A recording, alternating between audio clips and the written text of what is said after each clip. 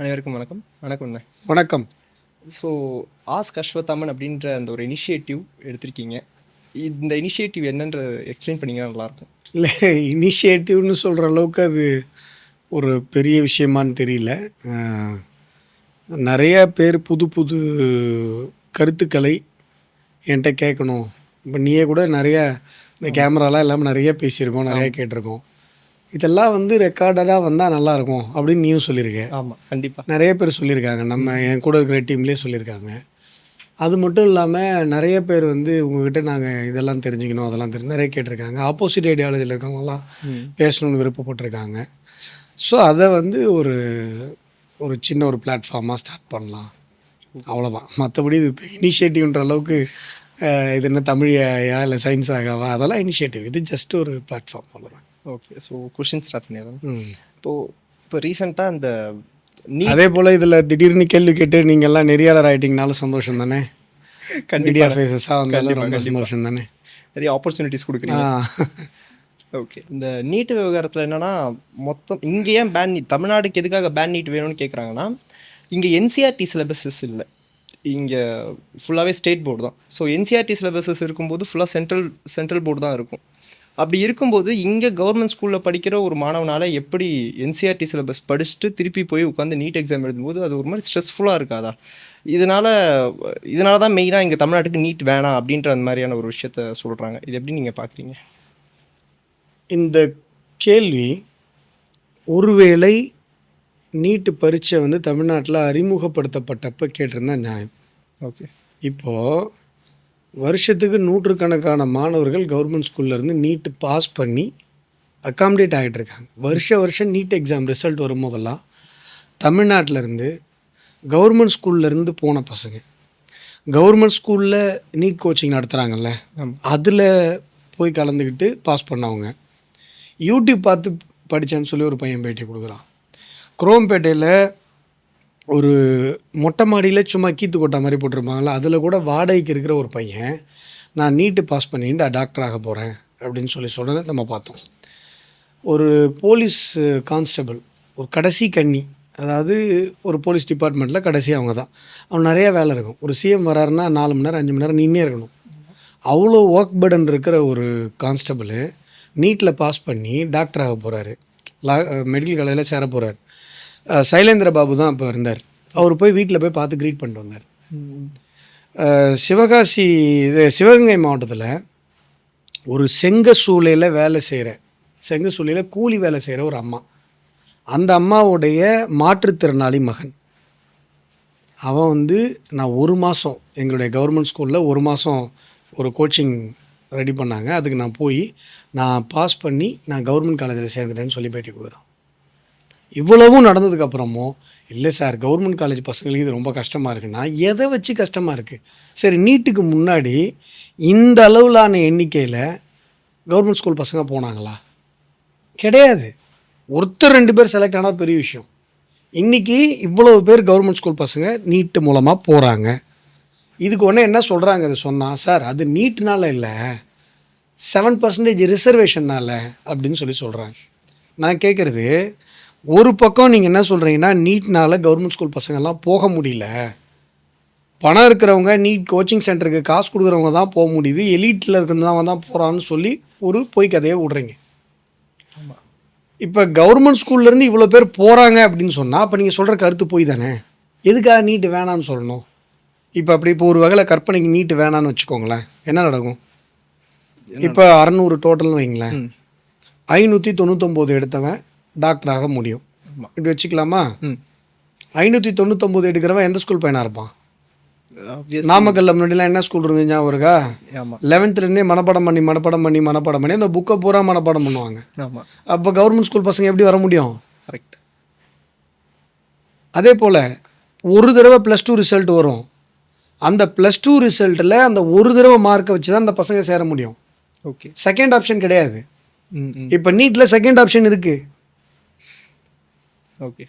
நீ போய் இப்போ +2 ரிசல்ட் வருது, நீ இப்போ இன்ஜினியரிங்கில் போய் இன்ஜினியரிங் ஸ்டூடெண்ட் பையன் நான் 2வது தடவை நீட் எழுதுறேன்னு சொல்லி பேட்டி கொடுக்குறான். ஓகே. ஸோ அவனுக்கு அந்த ஆப்ஷன் இருக்குது, எத்தனை தடவை வேணால் எழுதலாம். திரும்ப திரும்ப திரும்ப அவன் படித்து எழுத முடியும். இப்போ நீட்டை கிராக் பண்ணுறவங்களாம் 2வது தடவை 3வது தடவை கிராக் பண்ணுறவங்க. ஓகே. அவங்களுடைய டாக்டர் கனவு நிறைவேறுது தானே. ஆமாம். அந்த ஆப்ஷன் விட்டு போயிடும். இன்னொன்று நீ கேட்ட என்சிஆர்டி சிலபஸ்ஸு, ஸ்டேட் போர்டுங்கிறது என்ன சிலபஸ்ஸு? அதுவும் என்சிஆர்டியா? ஆமாம். என்சிஆர்டி என்ன நேஷ்னல் கரிக்குலம் ஃப்ரேம் ஒர்க் வந்து என்சிஎஃப் வந்து என்ன கொடுக்குதோ அதை பேஸ் பண்ணி தான் சென்ட்ரல் போர்டும் புக்கு போடணும், ஓகே, ஸ்டேட் போர்டும் புக்கு போடணும். சீமான் அண்ணன் என்ன சொல்கிறாருன்னா இந்த மாதிரி சீமான் அண்ணனுக்கு நேஷ்னல் கரிக்குலம் ஃப்ரேம் ஒர்க்னா என்னன்னு தெரியுமா? அது கரெக்டு தான். அது யோசிச்சு பாரு. நான் சொல்கிறது நேஷ்னல் கரிக்குலம் ஃப்ரேம் ஒர்க் வந்து ஒரு ஃப்ரேம் ஒர்க் கொடுக்குது. அந்த ஃப்ரேம் ஒர்க்கை பேஸ் பண்ணி தான் ஸ்டேட் போர்டும் பாடப்புத்தகங்களை வெளியிடணும், சிபிஎஸ்சியும் பாடப்புத்தகங்களை வெளியிடணும். நீட்டு வரதுக்கு முடி வரைக்கும் என்ன நடந்ததுன்னா ஸ்டேட் போர்டு அந்த ஸ்டாண்டர்டில் பண்ணாமல் இருந்தாங்க. நீட்டு வந்ததுக்கப்புறம் உனக்கு ஞாபகம் இருக்குன்னு நினைக்கிறேன், சிஎம் வந்து அப்போ சிஎம்மாக இருந்தவர் இதுக்காக தனியாக ஒரு கமிட்டி போட்டு 11th 12th சிலபஸை அப்கிரேட் பண்ணாங்க. ஓகே. நீட்டு வந்ததுனால 11th 12th சிலபஸ் வந்து நேஷ்னல் கரிக்குலம் ஃப்ரேம் ஒர்க்குக்கு ஈக்குவலாக அப்கிரேட் ஆச்சு. யார் வந்து? எடப்பாடி பழனிசாமி இருந்தப்போ. ஓகே. நீட்டு வந்தப்போ ஓகே ஓகே நடந்தது. இப்போ ஆக்சுவலாக நீட்டுக்கு முன்னாடி இருந்த சிலபஸ் வேறு, நீட்டுக்கு அப்புறம் இருக்கிற சிலபஸ் வேறு. இப்போ என்ன விஷயம்னா இப்போ நீட் இல்லை, அப்போ என்ன பண்ணுவோம், +2 மார்க்கை வச்சு போவோம். ஆமாம். +2 மார்க் வச்சு போனால் என்ன ஆகும், 10th முடித்த உடனேவே 12th புக்கை அவன் கையில் கொடுத்து மனப்பாடம் பண்ண சொல்லுவான். கரெக்ட். இப்போ அனிதா இருக்காங்கல்ல, ஆமாம். அனிதா ஏன் சூசைட் பண்ணாங்க? அவங்க 10th வரைக்கும் கவர்மெண்ட் ஸ்கூலில் படித்தாங்க. 10th டிஸ்ட்ரிக்ட் ஃபஸ்ட் அரியலூர் மாவட்டத்தில். ஓகே. ப்ரைவேட் ஸ்கூல்ஸில் என்ன பண்ணுவாங்கன்னா கவர்மெண்ட் ஸ்கூலில் டிஸ்ட்ரிக்ட் ஃபஸ்ட்டு வர பசங்களெல்லாம் நாங்கள் ஃப்ரீயாக படிக்க வைக்கிறோம், ஃபீஸ் கட்ட வேணாம்னு சொல்லிட்டு கொண்டு போய் அவங்க ஸ்கூலில் சேர்த்துப்பாங்க. இந்த மாதிரி அனிதாவை என்ன பண்ணாங்கன்னா அந்த லோக்கலில் இருந்த ஒரு ப்ரைவேட் ஸ்கூல் எடுத்துக்கிட்டாங்க. எடுத்துகிட்டு ப்ரைவேட் ஸ்கூல்லாம் அப்போ என்ன பண்ணுன்னா 11th புக்கையே தொட மாட்டாங்க, 12th புக்கை 11th நடத்த ஆரம்பிச்சிருவாங்க. ஓகே. இப்போ ஒரு நாவல் இருக்குது, ஒரு கதை இருக்குது, அந்த நாவல் 100 பக்கம், நீ 50வது பக்கத்துலேருந்து படிக்க ஆரம்பிக்கிற. பொன்னியின் செல்வன் எடுத்து பாதியிலேருந்து படிக்கிற, என்ன புரியும்? ஒன்றும் புரியாது. 11th புக்கும் 12th புக்கும் ஒரே புக்கு, ஒரே சப்ஜெக்ட். ஓகே. 11th படிக்காமல் 12th படித்தேன்னா என்னன்னே புரியாது, ஒன்றுமே புரியாது.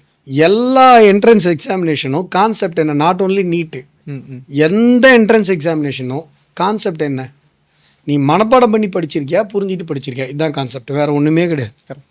நானும் என்ட்ரன்ஸ் எழுதி வந்தேன், எங்கள் பீரியடில் என்ட்ரன்ஸ் இருந்தது. ஓகே. லா காலேஜுக்கு தனி என்ட்ரன்ஸு தமிழ்நாட்டில், ஓகே. இன்ஜினியரிங் தனி என்ட்ரன்ஸு, மெடிக்கல் தனி என்ட்ரன்ஸ். நான் சட்டம் தான் படிக்கணும்னு 2ஆம் கிளாஸில் முடிவு பண்ணிட்டேன், வக்கீல் ஆகணும்னு சொல்லிட்டு. ஆனால் எங்கள் அப்பா என்ன பண்ணிட்டாருன்னா நீ மெடிக்கல் என்ட்ரன்ஸ் எழுது எதுக்கும் அப்படின்னாரு. நான் கள்ளக்குறிச்சி போயிட்டு மெடிக்கல் என்ட்ரன்ஸ் எழுதுறேன்னு சொல்லிட்டு பஸ் ஏறி கிளம்பி போய் சினிமா பார்த்து திரும்பி வந்துட்டேன்.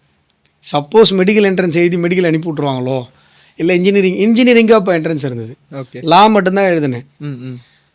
நான் ஓப்பன் கோட்டாலே போயிட்டேன். என்ன கான்செப்ட் அப்போ என்ட்ரன்ஸ்னாலே மோஸ்ட்லி என்ன கான்செப்ட் அப்படின்னா, இப்போது அதில் கொடுத்துருக்குற ஆன்சர் 4மே கிட்டத்தட்ட சரியான ஆன்சர் மாதிரியே தெரியும். ஆமாம். புரிஞ்சுக்கிட்டு படிச்சிருந்தா தான் அதை வந்து இது பண்ண முடியும். இதுதான் விஷயம். இப்போ நீங்கள் மறுபடியும் +2 மார்க்கை ரிலே பண்ணி போனீங்க அப்படின்னு சொன்னால் மறுபடியும் நாமக்கல் அந்த சோகால்டு நாமக்கல் ஸ்கூல்ஸ் போர்டிங் பண்ணுவாங்க தெரியுமா, கோழி பண்ண பள்ளிக்கூடங்கள், அங்கேருந்து வரவன் தானே வருவான். கரெக்ட். இப்போ கவர்மெண்ட் ஸ்கூல் பசங்க ஷெட்யூல்டு காஸ்ட், ஷெட்யூல்டு ட்ரைப்ஸு, அதில் வந்து எவ்வளோ ஒரு உண்மையான சமூக நீதி கிடச்சிருக்கு. ஒரு இருளர் குடியிருப்புலேருந்து ஒரு சாதாரணமான ஒரு குழந்தை, பெண் குழந்தை, நான் வந்து இன்றைக்கி வந்து நீட்டை பாஸ் பண்ணிட்டேன், கவர்மெண்ட் காலேஜில் போய் சேர போகிறேன்னு சொல்கிறாங்க. எவ்வளோ நல்லது நடந்திருக்கு. ஆமாம். அப்புறம் இது எல்லாத்தையும் வந்து நான் விட்டுட்டு நாங்கள் வந்து அழிக்க போகிறோன்னா அது என்ன நியாயம்? அது நீட்டுனால் பாதிக்கப்பட்ட ஒரே ஒரு கம்யூனிட்டி யார் அப்படின்னா மெடிக்கல் காலேஜ் நடத்துகிற ஓனர்ஸ். கரெக்ட். ஏன்னா ஒரு பொருளுக்கு வந்து டிமாண்ட் வந்து இருந்தால் அந்த பொருள் வந்து எவ்வளோக்கு வேணால் விலை போகும். இப்போ நான் கேட்குறேன், நீட்டுன்னு ஒரு பரீட்சை வந்ததுனால தானே தன்னை ராஜவம்சமாக நடித்து கொண்டிருக்கிற பொன்முடி அவர்களுடைய பேரன் கேட்டில் போய் நின்றுட்டு, சார் நான் நீட்டே எதிராக வந்திருக்கேன் சார், அப்படியா, போய் கீழே நில்லையா, போய் அங்கே நில்லு, போய் செக்கிங் பண்ணுறோம் அப்படின்றது நடந்தது. ஆமாம். நீட்டுன்னு ஒரு எக்ஸாம் இருந்ததுனால தானே உலக பணக்காரர்களை ஒரு பணக்காரராக இருக்கக்கூடிய கலாநிதி மாறனுடைய பொண்ணு தானே சொன்னார் அவர், பொண்ணு தான், என் பொண்ணுக்கே என்னால் மெடிக்கல் படிக்க வைக்க முடியல. கரெக்ட். ஆனால் இந்த அப்போ இதுதானே சோஷியல் ஜஸ்டிஸு. கரெக்ட். நீ பணம் இருக்குன்றதுனால நீ படிச்சிட முடியாது, உனக்கு கொஞ்சம் அறிவு இருக்கணும். எங்கள் பீரியட்லலாம் எப்படி அப்படின்னா ப்ரைவேட் காலேஜில் மேனேஜ்மெண்ட் கோட்டாவில் சீட்டு வாங்கினா ஜஸ்ட்டு பாஸ் இருந்தால் போதும். ப்ளஸ் டூவில் ஜஸ்ட்டு பாஸ் பண்ணவங்க மெடிக்கல் காலேஜில் காசு இருந்தால் வாங்கிடலாம். அப்போ நாளடைவில் டிமாண்ட் அதிகமாக அது கோடிக்கணக்கில் போச்சு. இப்போ அது எல்லாமே கட்டளையாக இருக்குது. இப்போ இதில் பாதிக்கப்படுறோம் யார்? ஒரே ஒரு கமிட்டி அவங்க தான். அதுக்கப்புறம் நீங்கள் இந்த இந்த இந்த என்ன சொல்கிறது, அடித்தட்டு நிலைமையில் இருக்கிற பட்டியல் சமூகத்தில் அல்லது பழங்குடியின சமூகத்தில் எவ்வளவு பேர் நீட்டை கிராக் பண்ணி வந்திருக்காங்க அப்படின்றத பார்க்கணும். அதே போல் இப்போ நான் ஒரு டாக் ஷோ பார்த்தேன், அதை கட் பண்ணி போட்டுட்ருக்காங்க நீயா நானாவில். ஒரு காவலாளி, ஒரு வாட்ச்மேனுடைய பொண்ணு வந்து நீட்டை கிராக் பண்ணிட்டாங்கன்னு சொல்லி பேப்பரில் வருது. அந்த பொண்ணை கூப்பிட்டு வந்து உட்கார வச்சு நீங்கள் மெடிக்கல் காலேஜ் சீட்டு கிடச்சிதானா கிடைக்கல சரியா? கேள்வி என்னென்னா, மெடிக்கல் காலேஜில் இருக்கிற அந்த 7.5% கோட்டாவில் இந்த பொண்ணு மாதிரியே ஒரு பேக்ரவுண்ட் கம்யூனிட்டியில், ஒரு புவர் பேக்ரவுண்டில் இவங்கள மாதிரி அவங்க ஒரு காவலாளியோடைய பொண்ணாவோ இல்லை அதை விட கஷ்டப்படுறவங்களுடைய பொண்ணாவோ இருந்திருக்கலாம், பையனாக இருந்திருக்கலாம், கவர்மெண்ட் ஸ்கூலில் படித்தவங்களாக இருந்திருப்பாங்க, ஒரு எஸ்சி எஸ்டியாக இருந்திருப்பாங்க, இல்லை ஓபிசியாக இருந்திருப்பாங்க. இவங்கள மாதிரியே பேக்ரவுண்டில் இருந்த ஒரு பொண்ணு ஒரு பையனோ இவங்களோட அதிகமாக மார்க் எடுத்தவங்க தான் நாங்கள் போயிருக்காங்க. ஆமாம், அதான் அந்த பொண்ணு சொல்லுது. ஆமாம். சரி, இப்போ நீட்டு போயிடுச்சுன்னா என்ன 1 லட்சம் சீட் ஆக போதா? இப்போ 10,000 சீட் இருக்குது, 1 லட்சம் சீட் ஆகிட போதா? அதே 10,000 தானே. அந்த 10,000க்கு 1 லட்சம் பேர் பரீட்சை எழுதுறாங்க அப்படின்னு சொன்னால் எப்படி பார்த்தாலும் ஏதாவது ஒரு ஃபில்டர் மெக்கானிசம் இருக்கும் தானே. கண்டிப்பாக. நீட்டு போயிடுச்சுன்னா எல்லாருக்கும் சீட்டுப்பா, +2 யாரெல்லாம் எழுதுறீங்களோ எல்லாருக்கும் டாக்டர் ஆகிடலாம் அப்படியே சொல்ல போகிறாங்க? கண்டிப்பாக கிடையாது. கண்டிப்பாக அப்பயும் ஒரு மெக்கானிசம் இருக்குது தான் போகுது. +2 மார்க்கை வச்சு கேம் போட போகிறீங்க. அதில் வந்து கோழி பண்ண பள்ளிக்கூடத்துலேருந்து வர பசங்கள்லாம் கிராக் பண்ணிட்டு போயிட போகிறாங்க, மனப்பாட கேஸுங்கெல்லாம். அதான் நடக்க போகுது. டெஃபினட்டாக தான். அதான் விஷயம் நீட்டில். ஓகே. ஸோ பட் எவ்வளோ தான் இருந்தாலும் இந்த காதில் இருக்கிற அந்த தோடு கழட்ட சொல்கிறது, உள்ளாடைய கழட்ட சொல்கிறது, இதெல்லாம் சீமானன் சொன்னார். இந்த ஒரு வீடியோ ஒன்று பார்த்தேன், தாலி கழட்ட சொல்கிறாங்க. இதெல்லாம் வந்து ஃபேரா? இதெல்லாம் நடக்கலாமா? அப்போ ஃபேர் நீட் வேணும்னா அப்புறம் ஃபேரானா? ஓகே. இப்போது ஒரு மெடிக்கல் காலேஜ் சீட்டோடைய ரேட் அப்படிங்கிறது க்ரோர்ஸ் கணக்கில் போகுது. ஆமாம். அப்போது அதை வந்து பேக் டோரில் பண்ணணும்னு நினைக்கிறவங்க என்னென்னலாம் யோசிப்பாங்க? இப்போ ஏன் பேப்பர் லீக்குக்கு இவ்வளோ பெரிய ப்ரொட்டஸ்ட்டு? பேப்பர் லீக்குக்கு இவங்க ப்ரொட்டஸ்ட், காக்ரோச் கரப்பாம்பூச்சி கட்சி ப்ரொட்டஸ்ட் ஆரம்பிக்கிறதுக்கு முன்னாடியே எல்லா மெஷர்மெண்ட்டும் சென்ட்ரல் கவர்மெண்ட் எடுத்துச்சு. அந்த கொஸ்டின் பேப்பரை ஒரு இடத்துலேருந்து இன்னொரு இடத்துல லாஜிஸ்டிக்ஸுக்கு மிலிட்ரியை போட்டு எடுத்துகிட்டு வந்தாங்க, சேஃப்டி பண்ணி எடுத்துகிட்டு வந்தாங்க. திரும்ப வந்து அடுத்த முறை இந்த மாதிரி பேப்பர் லீக் நடக்காமல் இருக்கிறதுக்கு என்னென்னலாம் மெஷர்மெண்ட் எடுக்கணுமோ இங்கே ஐஐடியிலேருந்து காமக்கோடி சார் டைரக்டர் அவர்களோட உட்பட ஒரு பெரிய டீம் போய் ஒரு மிகப்பெரிய ப்ரொப்போசலை கொடுத்து இட் ஹஸ் பீன் அக்செப்டட். ஒரு பெரிய ஒரு மோடஸ் ஆப்ரண்டியை கிரியேட் பண்ணாங்க. ஏன் அப்படின்னா அதோடைய வேல்யூ, அந்த சீட்டோடைய வேல்யூ அதிகமாக போச்சு எக்கனாமிக்கலாக. ஆமாம். அப்போ அதை கிராக் பண்ண யோசிக்கிறவன் என்னென்னலாம் யோசிப்பான், என்னென்ன மாதிரியான டிவைஸ்லாம் எடுத்துகிட்டு வர முடியும். இப்போ நான் என்ன சொல்கிறேன், பட்டன் அளவில் கேமரா இருக்குது, பட்டன் கேமரா இருக்குது. பட்டன் அளவில் இருக்கிற கேமராவில் ஒரு கேமரா, ஒரு மைக்ரோ கண்ட்ரோலரு, செமி கண்டக்டர்ஸு, அந்த கனெக்டிவிட்டி, ஒரு ஒயர்லெஸ் கம்யூனிகேஷன் டிவைஸ் எல்லாமே இருக்குது அப்படின்னு சொன்னால் அதே அளவில் ஆடியோ டிவைஸ் செய்கிறது எவ்வளோ ஈஸி. கரெக்ட். எல்லாமே நெட்லேயே அவைலபிளாக இருக்குல்ல. ஆமாம். அப்போ தோடை கட்டுறாங்க, இதை கட்டுறாங்கன்னா எப்படி? அதுக்குள்ளே டிவைஸ் இருந்தால் எப்படி என்ன பண்ண முடியும்? ஃபேர் நீட்டை என்ஷூர் பண்ணுறதுக்கு தானே எல்லாமே நடக்குது. இப்போ என்ன பிரச்சனைனா, ஃபேர் நீட்டை என்ஷூர் பண்ணுறதுக்கு நடக்கிற பிரச்சனையும் விமர்சிக்கிறாங்க. இராணுவம் வருதா, ஸ்டூடெண்ட்லாம் பயந்துட மாட்டாங்களா? ஸ்டூடெண்ட் என்ன எக்ஸாம் எழுதுகிற இடத்துல பக்கத்தில் துப்பாக்கி வச்சு நினைக்கிறாங்க மாணவர்கள் பயப்படுறதுக்கு. அதையும் இங்கே விமர்சனமாக சொன்னார் ஒருத்தர், பார்த்தீங்கல்ல? ஆமாம், பார்த்தேன். ஐயோ ராணுவம் வருதா, இது என்ன நீ பரீட்சையா, இது என்ன எக்ஸாம் எழுதுகிற இடத்துல துப்பாக்கி வச்சு நிற்க போகிறாங்களா மாணவர்கள் பயப்படுறதுக்கு? பேப்பர் ஒரு இடத்துல இருந்து இன்னொரு இடத்துல போகுது. பேப்பர் லீக்குங்கிறது ஒரு மிகப்பெரிய லாபியாக இருக்குது, அதுக்காக அதை பண்ணாங்க. அதையும் விமர்சிக்கிறீங்க. நீட்டு ஃபேராக நடக்கலை அப்படின்னா அதையும் விமர்சிக்கிறீங்க. இப்போ என்ன பண்ணலாம்? இங்கே தமிழ்நாட்டில் கூட பேன் நீட் அப்படின்னு சொல்லி எந்த பேரண்ட்டோ எந்த நீட்டு ஆஸ்பிரண்ட்டோ சொல்லலை. இங்கே பாலநிலத்தில் பேசினவங்க கூட நீட்டை பற்றி அதிகமாக பேசின மாதிரி எனக்கு தெரில. ஜனநாயகன் படத்துக்கு எதிராக தான் அதிகமாக பேசினாங்க. ஆமாம். ஜனநாயகன் படத்தை பார்த்துட்டீங்க, ஜனநாயகன் படம் ஓடக்கூடாது, இதுதான் பேசினாங்களே ஒழிய அவங்களோட நோக்கம் ஜனநாயகன் படம் ஓடக்கூடாது. அது ஆன்டி நீட் இல்லை, ஆன்டி ஜனநாயகன் ப்ரொட்டஸ்ட். அதில் வேற ஒரு அக்கா வேற கொஞ்சம் நியாயமாக பேசியிருந்தேன். Jananayagan first day first show போய் பார்த்தேன். அவங்க விஜய் கட்சியை சார்ந்தவங்க. ஓ, அவங்க நியாயம் சொல்ல முடியாது, அவங்க விஜய்க்காக பேசினாங்க. ஓகே. இது நான் என்ன கேட்குறேன்னா, இதில் என்ன ஒரு ஐரானினா, கம்யூனிஸ்ட் கூட்டணியில் இருக்கான். ஆமாம். ஆனால் கம்யூனிஸ்ட் கட்சி, அங்கே கம்யூனிஸ்ட் கட்சி அலுவலகம் இருந்ததுங்கிறதே இந்த ப்ரொட்டஸ்ட் நடந்ததுக்கப்புறம் தான் எல்லாருக்கும் தெரியும். ஆமாம். ஏன்னா அதை பார்த்துன்னா நல்ல பெரிய கார்ப்பரேட் டைட்டில் பார்க் மாதிரி கார்ப்பரேட் அலுவலகங்களுக்கான ஒரு பில்டிங் அது. ஓகே. அதாவது பில்டிங் கட்டினது கம்யூனிஸ்ட்டுங்க. ஓகே. ஆனால் மல்டிநேஷ்னல் கம்பெனி ஃபுல்லாக வாடகை விட்டானுங்க. ஓகே. அங்கே மேலே ஒண்டி கெடுத்ததில் சின்னதாக ஒரே ஒரு போர்ஷன் இருக்கும், அதான் கம்யூனிஸ்ட். கேபிட்டலிசம் போதே அது. அது கேபிட்டலிசம். ஆமாம், கேபிட்டலிசம் தான். ஃபுல் அண்ட் ஃபுல் ரெண்ட்டுக்கு விட்டதெல்லாம் மல்டிநேஷ்னல் கம்பெனி பெரிய பெரிய கார்ப்பரேட்டுக்கு விட்டுட்டு, சார் நாங்கள் கார்ப்பரேட் அழிக்க போகிறோன்னு சொல்லிட்டு இருப்பானுங்க. இதில் என்னென்னா, இந்த நீட்டுன்னு ஒரு இது நடந்ததுக்கப்புறம் ஸ்டூடெண்ட்லாம் லொக்கேஷன் போட்டு போனாங்கல்ல, பார்த்தா என்ன இது கம்யூனிஸ்ட் ஆஃபீஸ் மாதிரி இருக்குது, இவ்வளோ நாள் இங்கே கிராஸ் பண்ணியிருக்கோம், இங்கே ஒரு கம்யூனிஸ்ட் ஆஃபீஸ் இருந்ததே எங்களுக்கு தெரியாது. புரியுதா? புரியுது. இது தாம்சன் நிக்சன் நிறைய பெரிய பெரிய கம்பெனிலாம் இருக்கும். போர்டு பூரா கார்ப்பரேட் கம்பெனி, இப்பயுமே கார்ப்பரேட் போர்டு தான் இருக்கும். ஓகே. ஆனால் இவங்க எங்கடா இருக்காங்கன்னா, கூட்டணியில் விஜய் கூட இருக்காங்க. ஓகே. ஆனால் ஆன்டி ஜனநாயகன் ப்ரொட்டஸ்ட் நடத்துகிறாங்க. ஓகே. இப்போ என்னென்னா, இவங்க தான் வந்து பேன் நீட்டுங்கிறாங்க. அங்கே தமிழ்நாடு தவிர மற்ற ஸ்டேட்டில் எல்லாத்துலேயுமே ஃபேர் நீட், அதாவது ப்ரொட்டஸ்ட் பண்ணவங்க கூட ஃபேர் நீட் தான் சொல்கிறாங்க. இதில் இன்னொன்று, நீ ஆரம்பத்தில் ஒரு கொஸ்டின் கேட்டேன், அதாவது வந்து ஸ்டேட் போர்டு சிலபஸ் படிக்கிறவங்களுக்கு நீட்டு கஷ்டமாக இருக்கிற மாதிரி ஒரு குற்றச்சாட்டு சொல்கிறாங்க அப்படின்னு. தமிழ்நாட்டில் பார்த்தா ஸ்டேட் போர்டும் இருக்குது, சிபிஎஸ்சி இருக்குது அப்படின்னு ஸ்டார்ட் பண்ணேன். தமிழ்நாட்டில் மட்டும்தான் சிபிஎஸ்சி இருக்குது, ஸ்டேட் போர்டும் இருக்கா? எல்லா ஸ்டேட்லேயும் ஸ்டேட் போர்டும் இருக்குது, சிபிஎஸ்சி இருக்குது. ஆமாம். அதுபோல் இது வந்து it is not based on CBSE. அந்த அண்டர்ஸ்டாண்டிங்கே தப்பு. நீ கேட்டது தான் correct. It is based on NCERT. NCERT based on national curriculum framework. Yes. So national curriculum ஃப்ரேம் ஒர்க்கில் என்ன சிலபஸ் சொல்கிறாங்களோ அந்த சிலபஸை தான் நீட்டில் கொஸ்டினாக ப்ரிப்பேர் பண்ணுறாங்க. அந்த சிலபஸ்லாம் ஸ்டேட் போர்டு புக்கும் இருந்திருக்கணும். கரெக்ட். விஷயம் அதுதான். இது வந்து it is not as if இல்லை ஸ்டேட் போர்டில் இருக்கவங்களாம் ஃபில்டர் பண்ணுறாங்க, அப்படி கிடையாது விஷயம். ஓகே. இது ஒரே சிலபஸ். ஓகே. இது ஓகேவா? எனக்கு என்னமோ சவுண்டு கஷ்டப்பட்டு பேசிட்டு அப்புறம் சார் ஆடியோ சரியில்லைன்றீங்கன்னு கொலகாண்டாயிடுவாங்க. 2015, 2018, 2021, 2024, 2026 இதில் எல்லாத்துலேயும் வந்து பேப்பர் லீக் நடந்திருக்கு சென்ட்ரல் கவர்மெண்ட்டுக்கு.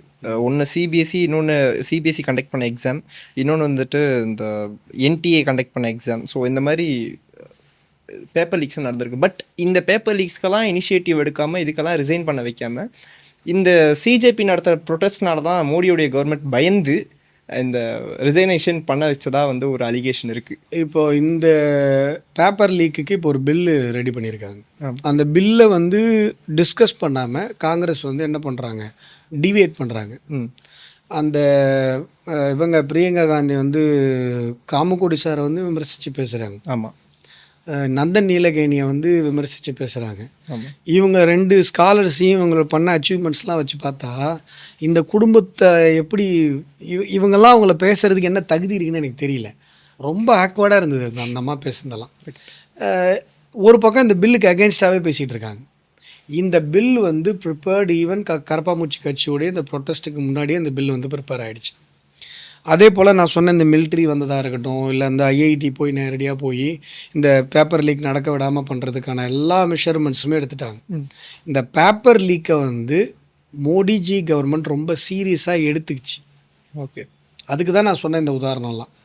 அண்ணாமலை அவர்கள் ட்விட்டு போட்டார், விமர்சித்து போட்டார். இந்த மாதிரி எதுக்குங்க வந்து இவ்வளோ பில்டப் பண்ணுறீங்க, ஒரு பேப்பர் லீக்குக்கு மிலிட்ரி வரணுமா, ஒரு பேப்பர் லீக்கு இவ்வளோலாம் வரணுமா, ரொம்ப பேனிக் ஆகுது அப்படின்னு சொல்லி. அப்போது இந்த பேப்பர் லீக் எவ்வளோ சீரியஸாக நினச்சிருந்தா இவ்வளோ மெஷர்மெண்ட்ஸ்லாம் எடுத்திருக்கும்.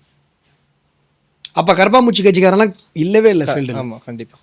புரியுதா? அப்போ கரப்பாம்பூச்சின்னு ஒரு அந்த இன்ஸ்டா பேஜே உருவாகல. அப்போது இது ஏன் இவ்வளோ சீரியஸாக எடுத்துருக்கணும்? சான்ஸ் ஆஃப் ப்ரொட்டஸ்ட்டு, எந்த ப்ரொட்டஸ்ட்டுமே இல்லை.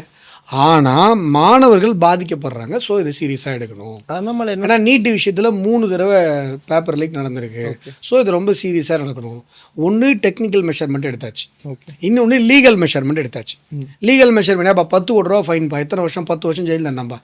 துணிவானா ஏதோ ஒரு டீச்சரோ இல்லை ஒரு பயிற்சி கோச்சிங் சென்டரில் இருக்கிற ஒரு டியூட்டரோ யாராவது ஒருத்தவங்க இதை பண்ண துணிவாங்களா?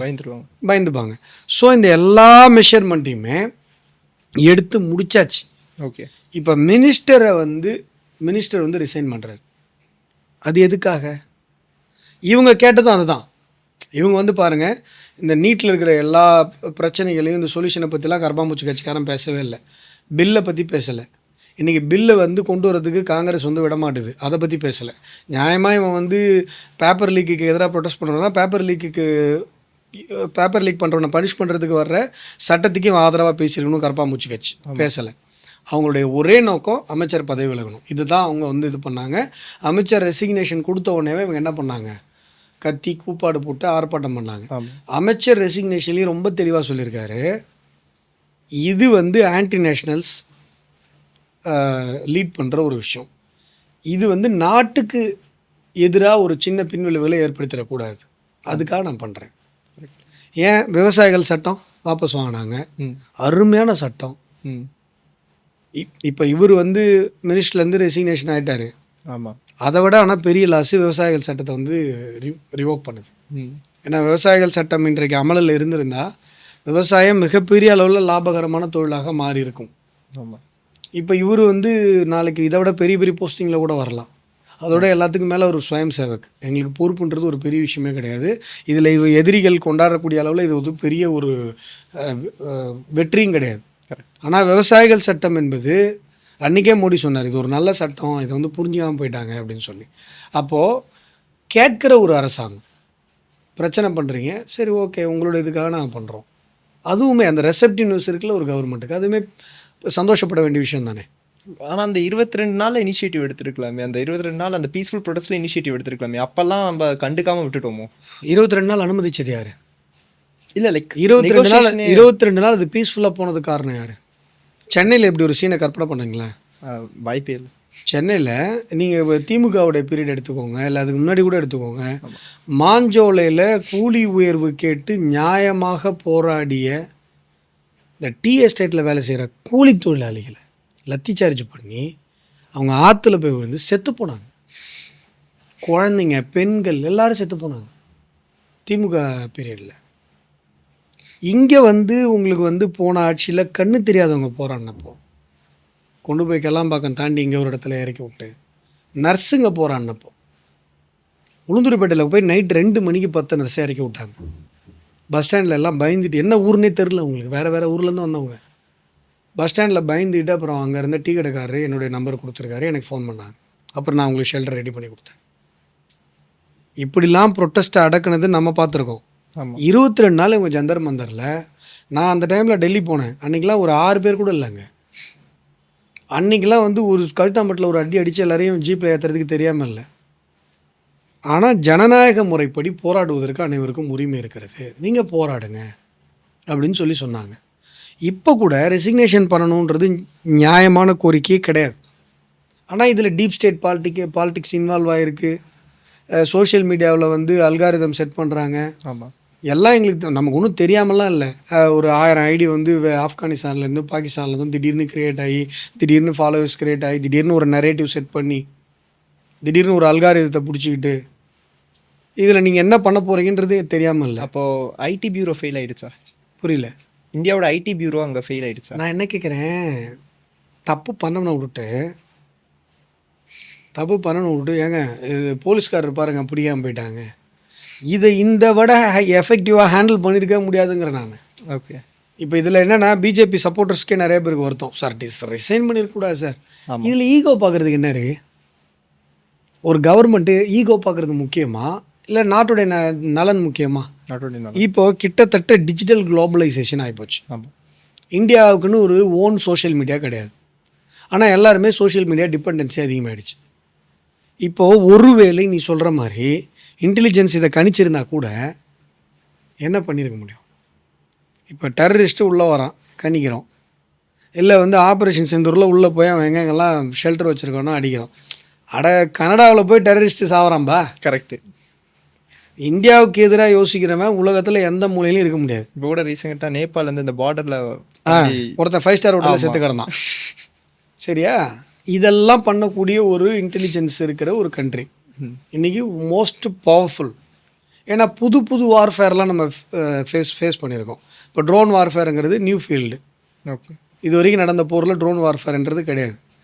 இப்போ ட்ரோன் வார்ஃபேரில் வந்துட்டு பார்த்தீங்கன்னா ரஷ்யாவுக்கும் உக்ரைனுக்கும் போர் நடந்தப்போ ரஷ்யா பவர்ஃபுல் கண்ட்ரி தான், உக்ரைன் கொஞ்சம் கம்மியான பவர் தான். ஆமாம்.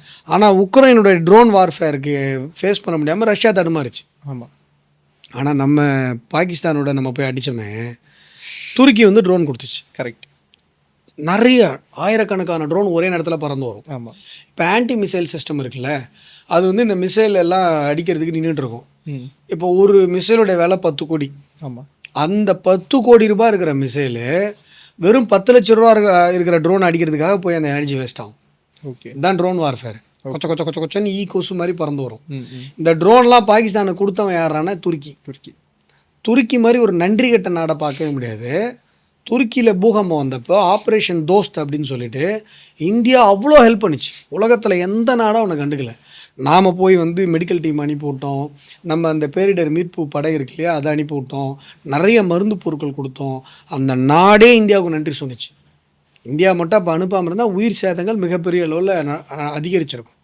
ஆனால் அந்த நன்றி கொஞ்சம் கூட இல்லாமல், இல்லை பாகிஸ்தான் முஸ்லீம் கண்ட்ரி, நான் ட்ரோனை கொடுப்பேன்னு சொல்லி கொடுத்தான். இப்போ நம்ம என்ன பண்ணியிருக்கோம் தெரியுமா? அவன் கொடுத்தது சும்மா FPV ட்ரோனு. ஓகே. அதாவது இந்த விவசாயத்தில் மருந்தடிக்கிற ட்ரோன் இருக்குல்ல, கிட்டத்தட்ட அந்த ட்ரோன் தான் அது. ஒன்றும் பெரிய இதெல்லாம் இல்லை. இன்னும் சொல்ல போனால் அந்த கல்யாணத்தெல்லாம் வீடியோ எடுப்பாங்கல்ல, அந்த மாதிரி ட்ரோனு, இந்த மாதிரி குட்டி குட்டி ட்ரோனு அண்ட் தௌசண்ட்ஸ், ஓகே, ஆயிரக்கணக்கில் கொடுக்கும்போது அது கொடுத்தான். நாம் என்ன பண்ணியிருக்கோம் தெரியுமா? துருக்கியோடைய ஜென்ம எதிரி கிரீஸ். ஓகே. கிரீஸுடைய வெளியுறவுத்துறை அமைச்சர் இந்தியாவுக்கு வந்தார். ஓகே. ராஜ்நாத் சிங்கை மீட் பண்ணார். ஓகே. ராஜ்நாத் சிங் என்ன பண்ணார்னா, நம்ம மிசைல்ஸில் எக்ஸ்போர்ட் லிஸ்ட்டில் என்னென்ன மிசைல் வச்சுருக்கோமோ எல்லாத்தையும் எடுத்துக்கோ MOA போட்டாங்க. எல்லாத்தையும் நீ கொடுத்ததெல்லாம் பொம்மைப்பா, கொசு கொடுத்த. நாங்கள் என்ன பண்ணியிருக்கோம், மேட் இன் இந்தியா மிகப்பெரிய பவர்ஃபுல் மிசைல்ஸ்லாம் நாங்கள் என்ன பண்ணிடுறோம், கிரீஸை கொடுத்துட்டோம். துருக்கிக்காரன் இப்போ பயந்து போயிருக்கான். துருக்கிக்காரன் பயந்துருக்கான்.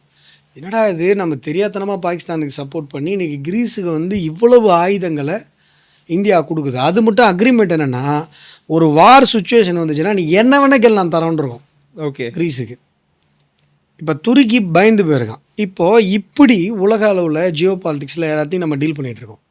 இந்த சோஷியல் மீடியா மூலமாக ஒரு அல்காரிதம் செட் பண்ணி இந்தியாவுக்குள்ளே திரும்ப இந்த நடக்கிற முயற்சிகளுக்கும் கண்டிப்பாக நம்ம ஒரு சொல்யூஷன் வச்சுருப்போம். அதுவும் நடந்துகிட்டு தான் இருக்குது. ஆனால் நம்ம புரிஞ்சிக்க வேண்டிய விஷயம் என்னென்னா, இது வந்து டிஜிட்டல். இப்போ வந்து ஃபிசிக்கல் கிடையாது. ஆமாம். டிஜிட்டலாக ஒருத்தன் யூஎஸ்லேருந்து கனெக்ட் பண்ணிக்க முடியும். யூஎஸ்லேருந்து இருக்கிற பேஜ் வந்து பெய்ட் ப்ரமோஷன் பண்ணி இங்கே ப்ரமோட் ஆக முடியும். தவிரவும் இருக்கிற சோஷியல் மீடியா எல்லாமே ஃபாரின் கம்பெனி. அல்டிமேட்லி நம்ம நினைக்கிறோம், இல்லைங்க இது வந்து நான் சோஷியல் மீடியான்றது வந்து 100% ஜென்யூன் அத்தாரிட்டிலாம் சொல்ல முடியாது. அதுவும் ஒரு ப்ரைவேட் வெப்சைட் தானே. ஆமாம். சரியா? ஸோ என்ன வேணால் நடக்கலாம். இப்போ பிஎம்முடைய வீடியோவை ரிமூவ் பண்ணுறானுங்க. ஆமாம். கேட்டால், சார் பிஎம் பேசின வீடியோ மாதிரியே ஒரு AI வீடியோ வந்துச்சு சார், இதுக்கும் தெரியாமல் நாங்கள் வந்து ரிமூவ் பண்ணிட்டோம் அப்படிங்கிறாங்க. இது எப்படி நியாயமாக இருக்க முடியும்? பிஎம்மோடைய பேஜோடைய சாதாரணமாக ஒரு ட்விட்டர் அக்கௌண்ட்லேயே நார்மல் அக்கௌண்ட் ஒன்று இருக்குது, ப்ளூ டிக் அக்கௌண்ட் ஒன்று இருக்குது, கிரே டிக் அக்கௌண்ட் ஒன்று இருக்குது. ஆமாம். அது எப்படி ஒரு உலகத்தில் most powerful personality, most followed person ட்விட்டரில் ட்ரெண்டிங் அவர் தான், நம்பர் 1 ட்ரெண்டிங் அவர் தான். ஆமாம். அது எப்படி நீங்கள் வந்து அவ்வளோ லெதாஜிக்காக நீங்கள் அப்ரோச் பண்ணுவீங்க? ஸோ இட் இஸ் நாட் இன்அட்வர்டன்ட், நமக்கு கிளியராக தெரியுது. ஓகே. அப்போ இது எல்லாத்தையும் தாண்டி தான் நம்ம என்ன பண்ண முடியும், இது பண்ணணும். ஆனால் இப்போது நமக்கு என்ன வேணும்? அதாவது சார் இதெல்லாம் கவர்மெண்ட் பண்ணுறது, மோடிஜி கவர்மெண்ட் என்ன பண்ணலாம், நாம் என்ன பண்ணலாம்? நமக்கு இதில் பார்ட் இருக்குல்ல, H2 ட்ரெயினை அடித்து உடைக்கிறான். ஆமாம். ப்ரொட்டஸ்ட்டுங்கிற பேரில் இந்த நாட்டுடைய அறிவியல் அடையாளமாக இருக்கக்கூடிய H2 ட்ரெயினை அடித்து உடைக்கிறிய. இது டிஸ்கஷன் பண்ணணுமா வேணாமா? கண்டிப்பாக பண்ணணும். இப்போது நிலக்கரியில் ட்ரெயின் ஓடிட்டு இருந்தது. முன்னாடிலாம் பழைய படத்தெல்லாம் பார்த்தோன்னா அந்த உள்ள நெருப்பு எரிஞ்சிட்டு இருக்கும், அந்த அள்ளி நிலக்கரியை போடுவாங்க. ஆமாம். ஊறுபட்ட புகை வரும். சரியா? அதுக்கப்புறம் எலக்ட்ரிக் ட்ரெயின் வந்து அது வந்து ஹெவி கரண்ட்டு, அவ்வளோ எனர்ஜி நமக்கு என்ன ஆகுது, வேஸ்ட் ஆகுது. அந்த கரண்ட் எப்படி உருவாகுது? நிலக்கரியிலேருந்து. மறுபடியும் நிலக்கரி, மறுபடியும் கார்பன் எமிஷன். இப்போ H2 ட்ரெயின்ன்றது 4 நாட்டில் இருக்குது. இன்னும் சொல்ல போனால் கமர்ஷியலாக பக்காவாக ஓடுறதுனா 3 நாடு. அதில் ஒரு நாடு இன்றைக்கி இந்தியா. ஓகே. லிட்ரலாக சொல்லணும் லேமேன் வியூலனா தண்ணியில் ஓடுது அந்த ட்ரெயின். இப்போ இங்கே இருக்கிற தண்ணி வந்து வேஸ்ட் ஆகிடாதா? சீமான் கேட்பாரு. தண்ணியில் ஓடுது இல்லை, திரும்ப வெளில வரும்ல, புகை மாதிரி வரும்ல ஏதோ ஒன்று, அதில் நீராவி வருது. ஓகே. ஸோ வாட்டர் ரிசோர்ஸ் அதுலேயுமே என்ன ஆகும்? ரீசைக்கிள் ஆகிடும். ஓகே. ஸோ அவ்வளோலாம் நீங்கள் கவலைப்பட தேவையில்ல. இங்கே இருக்கிற ஆறு நதி எல்லாத்தையும் குப்பை கொட்டி நாசம் பண்ணிட்டு இருக்காங்க, அதை பற்றி கவலை இல்லை. இந்த H2 ட்ரெயினில் ஊற்றுற 2 பக்கெட் தண்ணி தான் இப்போ உங்களுக்கு பிரச்சனையாக இருக்க போகுது. தண்ணியிலேருந்து ஹைட்ரஜன் H2 பிரித்து அதை சிலிண்டரில் போட்டு அதில் தான் இந்த ட்ரெயின் வந்து power manufacturing. So main source எங்கடானா தண்ணி. எக்ஸாக்டாக தண்ணியில் ஓடலை, ஹைட்ரஜனில் தான் ஓடுது. ஸோ அதுலேருந்து வெளில என்ன வரும்னா நீராவி தான் வரும். இது என்ன இதில் விஷயம்னா, உலகமே வந்து க்ரீன் எனர்ஜி நோக்கி போயிட்டுருக்கு. க்ரீன் எனர்ஜியில் இன்வெஸ்ட் பண்ணுறதுக்கு உலகத்தில் பெரிய பெரிய ஜெயண்ட் கார்பரேட்ஸ்லாம் இருக்காங்க. ஏன்னா ஃப்யூச்சர்ன்றது க்ரீன் எனர்ஜி தான்ன்றது எல்லாருக்குமே தெரியும். நிறைய NGOs இருக்குது, நிறைய பேர் இருக்காங்க. அவங்களுக்கெல்லாம் ஒரு குட்வில் எங்கடா வரும்னா, எந்த நாடு இந்த மாதிரியான ரெவல்யூஷனாக இந்த க்ரீன் எனர்ஜி நோக்கி போகுதோ அந்த நாடுகளுக்கெல்லாம் உலக அளவில் குட்வில் கிரியேட் ஆகும். ஓகே. 2070 ஜீரோ எமிஷன் சொல்லி மோடிஜி சொன்னார், ஞாபகம் இருக்கா? ஆமாம். அப்போது 2070 ஜீரோ எமிஷன்னா எப்படி? இந்த மாதிரி H2 மாதிரி ட்ரெயினை கண்டுபிடிச்சாதான் ஜீரோ எமிஷன். டார்கெட் செட் பண்ணியிருக்காங்க 2047 அந்த மாதிரிலாம் டார்கெட் செட் பண்ணி வேலை செய்கிறாங்க. இப்போ போயிட்டு இருக்காங்க. கரெக்ட், அந்த டார்கெட்டுக்கு முன்னாடியே முடியுது. ஆமாம். இங்கே கல்பாக்கத்தில் ஃபாஸ்ட் ப்ரீடர் ரியாக்டர் பண்ணாங்க. ஃபாஸ்ட் ப்ரீடர் ரியாக்டர் வந்து இப்போ கிரிட்டிகாலிட்டி அட்டன் பண்ணிடுச்சு. அது 3rd ஸ்டேஜ் வந்துருச்சுன்னா 500 வருஷத்துக்கு, அடுத்த 500 வருஷத்துக்கு இந்தியாவுக்கு தேவையான எனர்ஜியை, கரண்ட்டை இந்தியாவே ப்ரொடியூஸ் பண்ணிக்கும். ஓ, சரியா? இப்போ வந்துட்டு அணு மின்சாரம் தயாரிக்கிறதுக்கு யுரேனியம் வேணும். ஆமாம். யுரேனியம் நம்மகிட்ட இல்லை, தோரியம் தான் இருக்குது. தோரியம் தான் இருக்குது. ஆமாம். இப்போ ஃபாஸ்ட் ப்ரீடர் ரியாக்டர் வந்து கிரிட்டிகாலிட்டி அட்டன் பண்ணிடுச்சு. இது அடுத்து வந்து தேர்ட் ஸ்டேஜ் என்னென்னா, இன்ஸ்டெட் ஆஃப் யுரேனியம் தோரியத்தை வச்சு நம்ம கரண்ட் ப்ரொடியூஸ் பண்ணுவோம். தோரியம் கொட்டி கிடக்குது இந்தியாவில். ஆமாம். இப்போ நீ யோசிச்சு பாரு, இந்த ஒரு கண்டுபிடிப்பு கொஞ்சம் ஒரு சில வருடங்களுக்கு முன்பு கண்டுபிடிக்கப்பட்டிருந்தால் NLCயில் இவ்வளவு குடும்பங்கள் இன்றைக்கு தங்களுடைய வாழ்வாதாரத்தை இழந்திருக்க மாட்டாங்க. வெறும் கரண்ட் ப்ரொடக்ஷனுக்காக, நிலக்கரி எடுக்கிறதுக்காக ஒரு மாவட்டத்துடைய நீர்வளத்தையும் நம்ம அழிச்சிருக்கோம். ஆர்டிசன் ஊற்று இருந்த ஒரு மாவட்டம் அது. அதாவது ஆர்டிசன் ஊற்றுனா சும்மா சும்மா குழந்தைங்க விளையாடுறதுக்கு பலன் நோண்டுவாங்கல்ல, தண்ணி வரும். ஓகே. சமயத்தில் தண்ணி தரையிலேருந்து புட்டுக்கிட்டு அப்படியே மேலே ஊற்றும், போர் மாதிரி. அதில் குளிச்சுட்டு போனவங்களாம் இருக்காங்க. அப்படி இருந்த நெய்வேலி, அப்படி இருந்த கடலூர் மாவட்டம் இன்றைக்கு 300 அடி 400 அடி போர் போட்டால் கூட தண்ணி கிடையாது. அவ்வளவு கிராமங்கள் ரத்தமும் சதையுமா அப்படியே புடுங்கி கொண்டு போய் வேறு இடத்துல போட்டாங்க. ஒரு மாவட்டமே, ஒரு தமிழகத்தினுடைய வளமான மாவட்டமாக இருக்கக்கூடிய கடலூர் மாவட்டம் அந்த நிலக்கரிக்காக அழிஞ்சு போச்சு. இந்த தோரியத்திலேருந்து இப்போ ஃபாஸ்ட் ப்ரீடர் ரியாக்டர் இன்றைக்கி கல்பாக்கத்தில் கண்டுபிடிச்சிருக்காங்கல்ல மோடிஜி, அதை வந்து ரொம்ப துரிதப்படுத்தி தொடர்ந்து ஃபாலோ பண்ணார். ஓகே. அதை சாத்தியப்படுத்தி காட்டியிருக்காங்க. இது மாதிரி ஒரு பிரதமர் ஒரு 70-80 வருஷத்துக்கு முன்னாடி கிடச்சிருந்தா இத்தனை கிராமங்கள் அழிக்கப்பட வேண்டிய அவசியம் இல்லை. சொல்கிறது புரியுதா? அப்போ இருந்திருந்தா இந்தியா வந்துட்டு இப்போ டெவலப்டு கண்ட்ரியாக இருந்திருக்கும். சொல்கிறது புரியுதா? அதுதான் இப்போ நமக்கு அப்போது க்ரீன் எனர்ஜியை நோக்கி நம்ம போகிற அந்த ஒரு விஷயத்துக்கான ஒரு ஐடென்டிஃபிகேஷனாக இருக்கிறது H2 ட்ரெயின். அதை போய் நீ கல் ஊட்டி எறியாடான்னு சொல்லி பேச வேண்டிய, டிஸ்கஸ் பண்ண வேண்டிய பொறுப்பு இந்தியர்களான நமக்கு இல்லையா? இந்தியாவை முன்னேற்றுறதெல்லாம் மோடியோட வேலை சார்.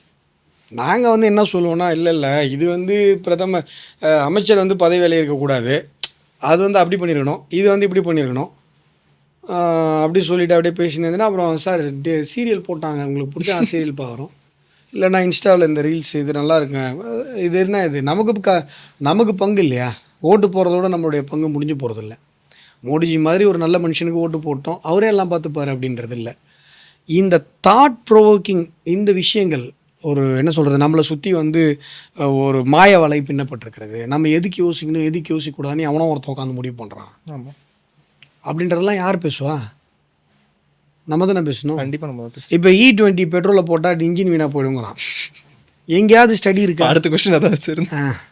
நீ கேட்டதுக்கு அப்புறம் கூட இல்லை அதுதான் வச்சுருந்தேன் இப்போ. பட் அதுக்கு இப்போதான் நான் ரீல்ஸ்லேயே பார்த்தேன். இந்த மாதிரி ஐஐடின்னு நினைக்கிறேன், அங்கேருந்து ரிசர்ச்லாம் வந்து சொல்லியிருக்காங்க, அந்த மாதிரிலாம் எதுவும் இல்லைன்னு சொல்லிட்டு வித் ப்ரூஃபோட கொடுத்துருக்காங்க. இப்போ தான் அது பார்த்தேன். இப்போது வேர்ல்டில் பிக்கஸ்ட் லாபி என்ன? Petroleum lobby is biggest lobby. பெட்ரோலுடைய லாபி யார் கையில் இருக்கோ அவன் தான் வல்லரசு. கரெக்ட். இப்போ United States is United States. Why? Because அவன் வந்து இந்த பெட்ரோலியம் வாங்குறது விற்கிறதெல்லாம் அவன் கரன்சியில் பண்ண வச்சிட்டான். கரெக்ட். இதனால தான் யூஎஸ். இதை விட்டால் யூஎஸில் ஒன்றுமே கிடையாது. இப்போ நாமெல்லாம் கரன்சி அடிக்கனா என்ன பண்ணுவோம்? அது ரிசர்வ் வச்சுப்போம். ரிசர்வ் வச்சுட்டு தான் கரன்சி அடிப்போம். அவன் மஞ்சள் தண்ணிக்கு பத்திரிக்கை அடிக்கிற மாதிரி அடித்து தள்ளிகிட்டே இருப்பான். ஏன்னா வேர்ல்டு கரன்சியாக மாற்றிட்டான் because of petroleum lobby. Correct. Petrol எப்படா வாங்குற? ஒரு பீப்பாயோட ரேட் என்ன? $. ஒரு வேளை ஒரு இலங்கை வந்து சவுதிகிட்டேருந்து வாங்குது, அதே $ல் வாங்கணும். வாங்க வச்சுருக்கான் யூஎஸ்காரன். ஓகே. வேர்ல்டு லெவலில் அந்த கரன்சிக்கு நீடு இருக்குது, அடித்து தள்ளிகிட்டே இருக்கான். யூஎஸ்ங்கிறது ஒன்லி $. ஆமாம். $ங்கிறது ஒன்லி பெட்ரோலியம். சரி, இப்போ உலகத்தில் 1/6 மக்கள் தொகை இந்தியாவில் இருக்குது. ஆமாம். ஆட்டோமொபைல் இண்டஸ்ட்ரியில் டாப்பு. ஆமாம். நாம் பெட்ரோலுக்கு வருஷத்துக்கு 3.5 லட்சம் கோடி ரூபாய் செலவு பண்ணுறோம் க்ரூட் ஆயிலை இம்போர்ட் பண்ணுறது. ஆமாம். இப்போ நம்ம என்ன பண்ணிட்டோன்னா, இப்போ ஒன்றும் இல்லை, இந்த 20% பிளெண்ட் பண்ணோம்ல, 3.5 லட்சம் கோடியில் ஒரு 20% மிச்சம் பண்ணிட்டோம். அந்த 20% பயோ எத்தனால் தயாரித்து கொடுத்தது யார் அப்படின்னா நம்ம ஊர் விவசாயி. ஓகே. கரும்பு. இப்போ நான் பயோ எத்தனாலுக்கு இது முந்திரி பழத்தில் பயோ எத்தனால் ப்ராஜெக்ட் பண்ணி ஐஐடியில் சக்ஸஸ் ஆச்சுல்ல, அது கூட என்னென்னா டன்னு கணக்கில் முந்திரி பழம் வேஸ்ட்டாக போகுது. முந்திரி பழத்துலேருந்து பயோ எத்தனால் ப்ரொடக்ஷன் பண்ணால் அபண்டண்ட்டாக கிடைக்கும், நல்லா கிடைக்கும். அதுதான் என்னோடய ரிசர்ச். ஓகே. இப்போ அதுக்கான இப்போ அந்த இண்டஸ்ட்ரிக்கான வேலையை தான் பார்த்துட்ருக்கேன். இப்போ யோசிச்சு பாரு, இப்போ முந்திரி பருப்புக்கு விலை கிடைக்கிற மாதிரி முந்திரி பழத்துக்கு விவசாயிகளுக்கு விலை கிடைக்கும். கரெக்ட். இப்போ அக்ரிகல்ச்சர்லேருந்து ஒரு ஃபியூயல் வருது அப்படின்னு சொன்னால் இந்தியாவுக்கு பிரச்சனையே இல்லையா? 40% பேர் ஆல்ரெடி நம்ம அக்ரிகல்ச்சர் இருக்கும். ஆமாம். இப்போ 80% ஃப்ளெக்ஸ் ஆயிலுக்கு போயிட்டு இருக்கோம். நம்ம 80% பயோ எத்தனால், 20% கேசோலின்.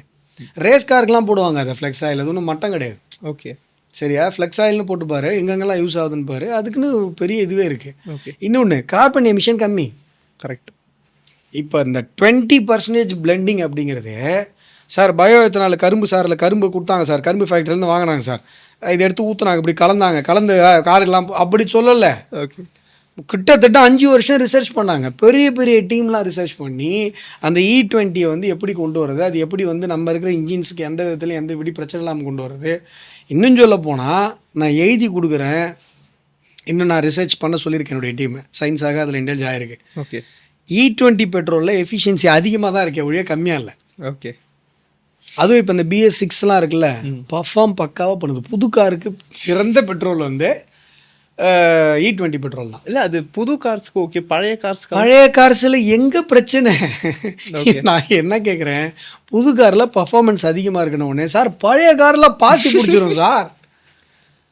எப்படி? அது என்ன லாஜிக் சொல்கிறானுங்க தெரியுமா? கேட்டால் எனக்குலாம் காரி துப்புன மாதிரி இருக்குது. அதாவது சரி விடு, இன்னும் இப்படியே போயிட்டு இருந்ததுன்னா E20 பெட்ரோலை வந்து நீங்கள் உங்கள் காரில் போட்டிங்கன்னா இம்போர்ட் ஆகிடுவீங்கன்னு சொன்னால் கூட சொல்லுவானுங்க. அதில் ஒன்றும் ஆச்சரியப்படுறதுக்கு இல்லை. ஏன்னா ஒன்றும் பேப்பர்ஸ் கிடையாது, லாஜிக் கிடையாது, சப்ஸ்டான்ஷியல் எவிடன்ஸ் எதுவும் கிடையாது. இது மாதிரி ஒரு ஸ்டுடியோவில் உட்காந்து ஒரு மைக்கு, அதை பெய்ட் ப்ரொமோஷன் பண்ணுறது கொஞ்சம் ஃபண்டு. நான் என்ன கேட்குறேன், நீ தாப்பா பெட்ரோல் ஒரு மிகப்பெரிய ஒரு பெட்ரோலியம் கம்பெனியோட ஓனர், உலக லாபியில் இருக்க, இல்லைனா அந்த பெட்ரோலியம் லாபியை கையில் வச்சிருக்கிற ஒரு நாட்டுடைய அதிபர். ஓகே. இந்தியா மாதிரியான 1/6 மக்கள் தொகை இருக்கிற ஒரு நாடு இந்த விட்டு போகுது. ஓகே. மொத்தமாக பயோ எத்தனாலில் போகிறாங்க. பெட்ரோலியமே இனிமேல் அவங்களுக்கு டிபெண்டன்ஸே கிடையாது, செல்ஃப் ரிலையண்ட்டாக ஆக போகிறாங்க. எவ்வளோ பெரிய லாஸு. கரெக்ட். அந்த லாஸை சரி பண்ணுறது, அந்த லாஸை நீ ஏற்றுக்கணும், ஒரு ஆப்ஷன். ரெண்டாவது ஆப்ஷனு 10 இன்ஃப்ளூயன்சரை கூப்பிட்டு அதை பற்றி ஒரு ஆன்டி ப்ராபகண்டா பண்ணணும். ஓகே. நரேட்டிவ் செட் பண்ணணும். நீ எதை சூஸ் பண்ணுவேன்? நீ தான் பெட்ரோலியம் மிகப்பெரிய கார்பரேட் ஜெயின் கம்பெனியோட ஓனர், நீ என்ன யோசிப்ப? புத்திசாலித்தனமாக நரேட்டிவ் தான் செட் பண்ணணும். அதை தான்ப்பா பண்ணிகிட்டு இருக்கானுங்க, அதை தான் பண்ணிகிட்டு இருக்காங்க. நம்ம இப்போ இதை பேசணும். இந்த நரேட்டிவ், அதாவது உனக்கு you may like BJP or dislike BJP. Okay. ஆனால் நாடு ரொம்ப நமக்கு வேணும். இது இப்போ நமக்கு கிட்டத்தட்ட 3 லட்சம் கோடி மிச்சமாகுதுன்னா எத்தனை புல்லட் ட்ரெயின் வரும், எவ்வளோ பெரிய விஷயங்கள் வரும். எல்லாத்துக்கு மேலே நம்ம பண மதிப்பு அதிகமாகும்ல. ஆமாம். நமக்கு புலம்புறோம்ல, என்னங்க இது டாலர் வந்து 80 ரூபா 90 ரூபான்றாங்க. சுதந்திரம் கிடைக்கும் போது ஒரு டாலரும் இந்திய ரூபாய் 1 ரூபாயும் ஈக்குவல். ஆமாம். ஒரு அமெரிக்கா டாலர் கொடுத்தா ஒரு இந்திய ரூபாய் கிடைக்கும், ஒரு இந்திய ரூபாய் கொடுத்தா அமெரிக்க டாலர் கிடைக்கும். இன்றைக்கி கிட்டத்தட்ட அது 100 ரூபாய்க்கிட்ட போயிடுச்சு. ஆமாம். இப்போ இந்த 3 லட்சம் கோடி மிச்சமாகுதுன்னு வையேன், ரூபாய் மதிப்பு அதிகமாகும். கரெக்ட். நமக்கு நல்லது தானே. நல்லது தான். இப்போ உன்கிட்ட ஒரு அக்கௌண்ட்டில் ஒரு 10 லட்ச ரூபா இருக்குது, அது மதிப்பு அதிகமான உனக்கு சந்தோஷம் தானே. உனக்கு மோடி பிடிக்கவே வேணாம் சாமி. நமக்கு நல்ல செல்ஃபிஷாக யோசிச்சா கூட இதுதானே யோசிக்கணும். சிஎம் விஜய்க்கே பிடிக்கும். சிஎம் விஜய்க்கே பிடிக்கும். அவருக்கு பிடிக்குமா பிடிக்காதுன்னு எனக்கு தெரியாது. அவர் எழுதி கொடுக்குறோம் தான் முடிவு பண்ணணும். இதெல்லாம் எனக்கு அதை பற்றி கவலை இல்லை. இது வந்து மக்களுக்கு நல்லது. ஓகே. ஏன்னா ஒரு நாட்டுடைய பண மதிப்பு அதிகமாகணும் அப்படின்னு சொன்னால் பணம் மிச்சப்படணும், தேவையில்லாத செலவுகள் குறையணும், அந்நிய செலவாணி குறையணும். கரெக்ட். இப்போ ஒன்றும் இல்லை, தங்கத்தை வாங்காதீங்கன்னு மோடி சொன்னார். ஆமாம். மன் கி பாத்தில். ஆமாம். எல்லாரும் கிண்டல் பண்ணாங்க. இப்போ தங்க விலை கொஞ்சம் குறைஞ்சிருக்கா இல்லையா? ஆமாம், குறைஞ்சிருக்கு. வேர்ல்டு மார்க்கெட் முடிவு பண்ணுது. ஆனால் இந்தியர்கள் எல்லாரும் கேட்கல, கொஞ்சம் பேர் கேட்டிருப்பாங்க. தங்கம் வாங்காதீங்க, ஒரு வருஷத்துக்கு வாங்காதீங்க அப்படின்றது சின்ன அளவில் தங்கத்தோட விலையில் இம்பாக்ட் பண்ணுது இல்லை. அப்போ இந்தியா எவ்வளோ பெரிய மார்க்கெட்டு. கண்டிப்பாக. அப்போ நமக்கு அந்நிய செலவாணிகளை குறைக்கணும், செல்ஃப் ரிலையண்ட்டுக்குள்ளே வரணும். நம்ம எத்தனாலுக்குள்ளே வந்துடுறோம். இந்த பக்கம் எனர்ஜிக்குள்ளே தோரியத்துலேருந்து கரண்ட்டை ப்ரொடியூஸ் பண்ணுறோம். யோசிச்சுப்பார், இந்தியா எவ்வளோ பெரிய கண்ட்ரின்னு. நாம் வைக்கிறது தான் சட்டம். நம்ம தான் உலகத்தோடைய மிகப்பெரிய பிக் பாஸ். அமெரிக்காலாம் அப்புறம் சைடில் போய் நின்ற வேண்டியதான். இந்த பயம் அமெரிக்காக்காரனுக்கு வருமா வராதா? இதெல்லாம் கண்ணு முடி வந்து போகுமா போவாதா? அப்போ என்ன பண்ணுவான்? அவன்கிட்ட கையில் இருக்குது பயத்தில். சோஷியல் மீடியா எல்லா கம்பெனியும் அவன் தான் ஓனரு. நரேட்டிவ் அவன் செட் பண்ணுவான் நேச்சுரலி. இப்போது பெட்ரோலுக்காக தானே வெனிசுவேலாவுடைய அதிபரையே தூக்கிட்டு போனானுங்க கையில் விளங்க மாட்டி. கரெக்ட். இது வரைக்கும் நடந்த எல்லா போரும், இது வரைக்கும் நடந்திருக்கிற எல்லா இன்டர்நேஷ்னல் நெகோசியேஷன்ஸும், இன்டர்நேஷ்னல் கன்ஃப்ளிக்ட்ஸும் எல்லாத்துக்கும் பின்னாடி பெட்ரோலியம் லாபி இருக்குது. ஓகே. உலகத்தில் நடக்கிற இன்டர்நேஷ்னல் ஜியோ பாலிட்டிக்ஸ் நடக்கிற கரண்ட் அஃபேர்ஸில் இருக்கிற எல்லாத்துக்கும் பின்னாடியுமே டாட்டெல்லாம் கனெக்ட் பண்ணி போனால் பெட்ரோலியமில் வந்து நிற்கும். ஆமாம். அப்போ அவ்வளோ பெரிய லாபியில் நம்ம எத்தனாலுங்கிற பேரில் கை வைக்கிறோம். சும்மா விடுவானா? சும்மாவே விட மாட்டேன். ஓகே. இப்போ அடுத்த அலிகேஷன் என்னன்னா, இப்போ தான் ரீசெண்டாக வேறு ஒரு வேர்ல்ட் கப் வேறு போச்சு, பார்த்தீங்களாண்ணா? ஃபுட்பால் வேர்ல்ட் கப் பார்க்கல. ஓகே. ஸோ இந்தியாவில் எதுக்காக மெஸ்ஸி ரொனால்டோ மாதிரியான ஒரு பிளேயர்ஸ் எல்லாம் வரமாட்டேங்கிறாங்க, உருவாக்க மாட்டேங்கிறாங்க இந்தியா? இதுக்கு நான் ரிசர்ச் பண்ணி பார்க்கும்போது ஐசிசியினுடைய சேர்மேனாக வந்து அமித்ஷாஜியினுடைய பையன் ஜெய்ஷா இருக்கிறதாவும், ஸோ அவர் தான் வந்து இந்த கிரிக்கெட் அப்படின்ற அந்த ஒரு மோகத்திலே எல்லாருமே வச்சிருக்கிறதாகவும், ப்ளஸ் அவர் இப்போ அந்த பொறுப்புக்கு வந்ததுக்கப்புறம் தான் இந்தியாவில் எல்லாம் கிரிக்கெட் மேலே மோகமானாங்க. இல்லை, லைக் அதுக்கு முன்னாடி சச்சின் டெண்டுல்கர், கபில் தேவ் இவங்கெல்லாம் யாருன்னே தெரியாது. இல்லை, ஃபுட்பாலுக்கு இந்தியா வந்து லைக் கொடுக்குற ஃபண்ட்ஸ் எல்லாமே வந்து ஒரு 10 crores தான் இருக்குது. ஆல் ஓவர் இந்தியாவுக்கே 10 கோடி தான் ஃபுட்பாலுக்கு வந்துட்டு கொடுக்குறாங்களே. ஸோ அப்படி இருக்கும்போது நான் ஸ்போர்ட்ஸுடைய பட்ஜெட் வந்துட்டு 4500 கோடி இந்த இது பண்ணும்போது. ஸோ 4500 கோடியில் 10 கோடி ஃபுட்பாலுக்கு கொடுத்தா இங்கே என்ன டெவலப்மெண்ட் நடத்துவோம் ஃபுட்பாலில்? ஸோ ஃபுட்பாலை பார்க்க விடாமல் பண்ணாலே, பிகாஸ் இந்தியாவில் வந்து கிரிக்கெட்டுக்கு அடுத்தபடியாக இருக்கிறது ஃபுட்பால் தான். ஆடியன்ஸ் அதிகபட்சமான ஆடியன்ஸ் இருக்கிறது. ஸோ ஃபுட்பால் இந்த இடத்துல வர விடாமல் பண்ணாலே கிரிக்கெட் நல்லா போய்டும்ன்ற அந்த ஒரு மைண்ட் செட்டாக இருக்கும். இப்போ ஃபுட்பாலை யார் வர விடாமல் பண்ணா? Indian government. இப்போ அமித்ஷாஜியோடைய பையன் வந்ததுக்கு அப்புறம் தான் இதெல்லாம் நடந்ததா? அப்படி இல்லை, இதுக்கு முன்னாடி நடந்திருக்கு. But fund allocation. நான் என்ன கேட்குறேன், இந்த ஃபுட்பாலு கிட்பால் இதெல்லாம் பேசுகிறீங்கல்ல, சிலம்பன்றது ஒரு விளையாட்டு தானே? ஆமாம். அதில் எதுவும் டவுட் இல்லைல்ல? இல்லை இல்லை. அதுக்கு இப்போ பத்மஸ்ரீ கொடுத்துருக்கிறது யார்? ஓகே.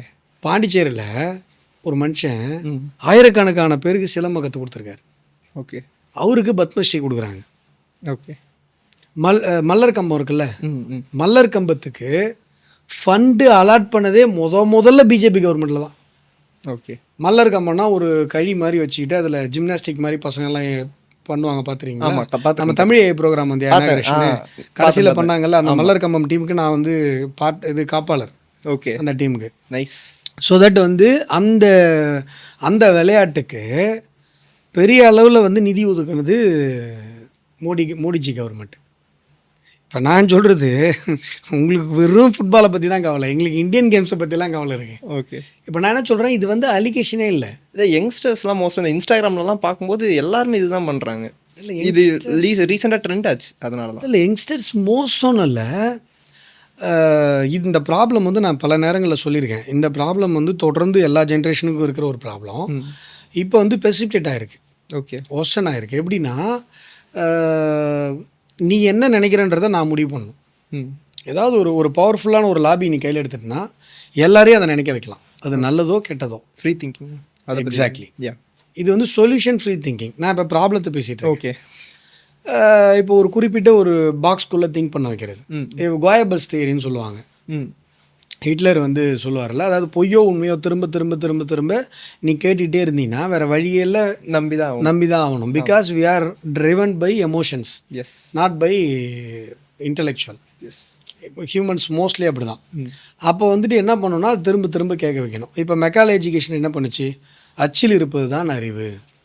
ஆரியன் இன்வேஷன் தியரி வந்து அப்சர்டு, இது ஃபேக்கு அப்படின்னு சொல்லி இந்தியன் ஸ்காலர்ஸ் எல்லாமே சொல்லிட்டாங்க, உலகத்தில் இருக்கிற எல்லா ஸ்காலருமே சொல்லிட்டாங்க. ஆனால் இப்போ வரைக்கும் 90s கிட்ஸ் வரைக்கும் இருக்கிறவங்கள்ட்ட நீ ஆரியன் இன்வேஷன் தியரி தப்புன்னு சொன்னீங்கன்னா ஒத்துக்கவே மாட்டாங்க. ஏன்னா அவங்க டெக்ஸ்ட் புக்கில் படிச்சிட்டாங்க. ஓகே, டெக்ஸ்ட் புக்கில் பிரிண்டட் டெக்ஸ்ட்டில் படித்த ஒரு விஷயத்தை மறுப்பதற்கான தைரியம் மெக்காலே எஜுகேஷனில் படித்தவங்களுக்கு கிடையாது. இதுதான் அச்சில் இருப்பது தான் அறிவு. அடுத்து வந்து பார்த்திங்கன்னா நான் எதுக்கு திரும்பி இந்த ஆரியன் இன்வேஷனுக்கு எதிராக ஸ்டெப்பி தேரி ஒன்று வச்சிட்ருக்கானுங்க. இப்போ கிறுக்குத்தனமான ஒரு ஸ்டெப்பி தேரி. ஸ்டெப்பி புல்வெளியிலிருந்து தான் உலகம் உருவாச்சு. ஓகே, ஆரியன் இன்வேஷன் தேரி ஃபேக்குன்னு நிரூபிச்சிட்டாங்களாம். உடனே தூக்கிட்டு வந்து திராவிடம் புளிச்சு போன உடனே தமிழ் தேசத்தை கொண்டு வந்தாங்கல்ல, அது மாதிரி ஆரியன் இன்வேஷன் தேரி வந்து தப்புன்னு சொல்லி எல்லாமே ப்ரூவ் பண்ணிட்டாங்க. உடனே ஸ்டெப்பி தேரி வச்சுட்டானுங்க. அங்கே இருக்கிற அங்கே கிடைச்ச 4000 வருஷத்துக்கு முன்னாடி, எக்ஸாக்டாக சொன்னால் 3000 வருஷத்துக்கு முன்னாடி அங்கே ஒரு முதுமக்கள் தாழி மாதிரி எனக்கு கிடைக்கிது. அங்கே இருக்கிற டிஎன்ஏவும் இங்கே இந்தியாவில் இருக்கிற டிஎன்ஏவும் ஒத்துப்போதான். ஓகே, இதான் ரிசர்ச். அப்போ ஏன் இங்கேருந்து அங்கே போயிடக்கூடாது?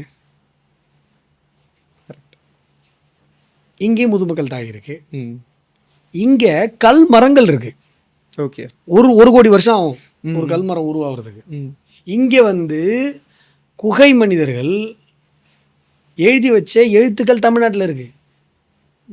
அதாவது இரும்பு காலம், வெண்கல காலம், இந்த சொல்லுவாங்கள்ல, ஆமாம், இந்த மனிதகுல வரலாற்றில் இது எல்லாத்துக்கும் முன்னாடி குகை மனிதர்கள் வாழ்ந்தாங்கல்ல, அந்த குகை மனிதர்கள் வாழ்ந்த தடயங்கள் தமிழ்நாட்டில் இருக்குது. இவன் சொல்கிறது நாங்கள் இப்போ பிரான்ஸ், அதாவது வெண்கல காலத்துக்குள்ளே நுழைஞ்சவங்கன்றது தான் இவன் சொல்கிற இந்த ஸ்டெப்பி ஏரியா. அந்த ஜீனும் இந்த ஜீனும் ஒத்து போகுதுன்னு சொல்லி ஒரு தியரி ஒன்று வச்சாங்க. அது தப்புன்னு மறுபடியும் இன்னொரு தியரி வந்துருச்சு. நான் என்ன சொல்கிறேன், இது out of steppe theory. Okay, அதாவது மனித குலம் எங்கேருந்து உருவாச்சுன்னு சொல்லி எல்லாரும் சண்டை போட்டுப்பாங்கப்பா. ஆப்பிரிக்காக்காரண்ட போனால் அவுட் ஆஃப் ஆஃப்ரிக்கா தியரின்னு ஒன்று இருக்குது. ஓகே, மனித குலம் ஆப்பிரிக்காவிலேருந்து தான் உருவாச்சு. ஐரோப்பாக்காரண்ட போனோன்னா அவுட் ஆஃப் ஐரோப்பா தியரி.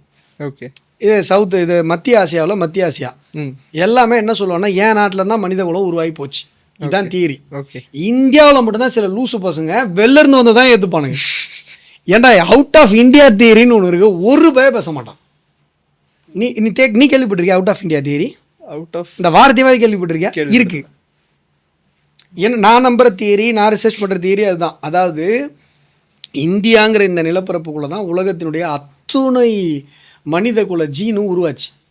நீ ஏன் வந்து முதுமக்கள் தாலிக்குள்ளேருந்து எடுத்துகிட்டு வந்து ஒரு ஜீனை காட்டுறேன்? நான் சொல்கிறேன், இப்போ உலகத்தில் இருக்கிற இந்த இது இருக்குல்ல, ஆந்த்ரோபாலஜி இருக்குல்ல, இந்த ஆந்த்ரோபாலஜி எல்லாத்தையும் எடுத்து வச்சுக்கோ. சப்பமுக்கு ஜீன் இருக்குல்ல, ஆமாம், அதாவது அஸ்ஸாம் இந்த வடகிழக்கு மாநிலங்கள் ஆரம்பித்து ஜப்பான் வரைக்கும் பார்த்தீங்கன்னா ஃபுல்லாக வந்து மீடியம், அதாவது கொஞ்சம் ஹைட்டு கம்மி, வெள்ளையாக, மூக்கு சப்பையாக இருக்கும் ஒரு மாதிரி. இது ஒரு ஆந்த்ரோபாலஜி. ஆமாம்.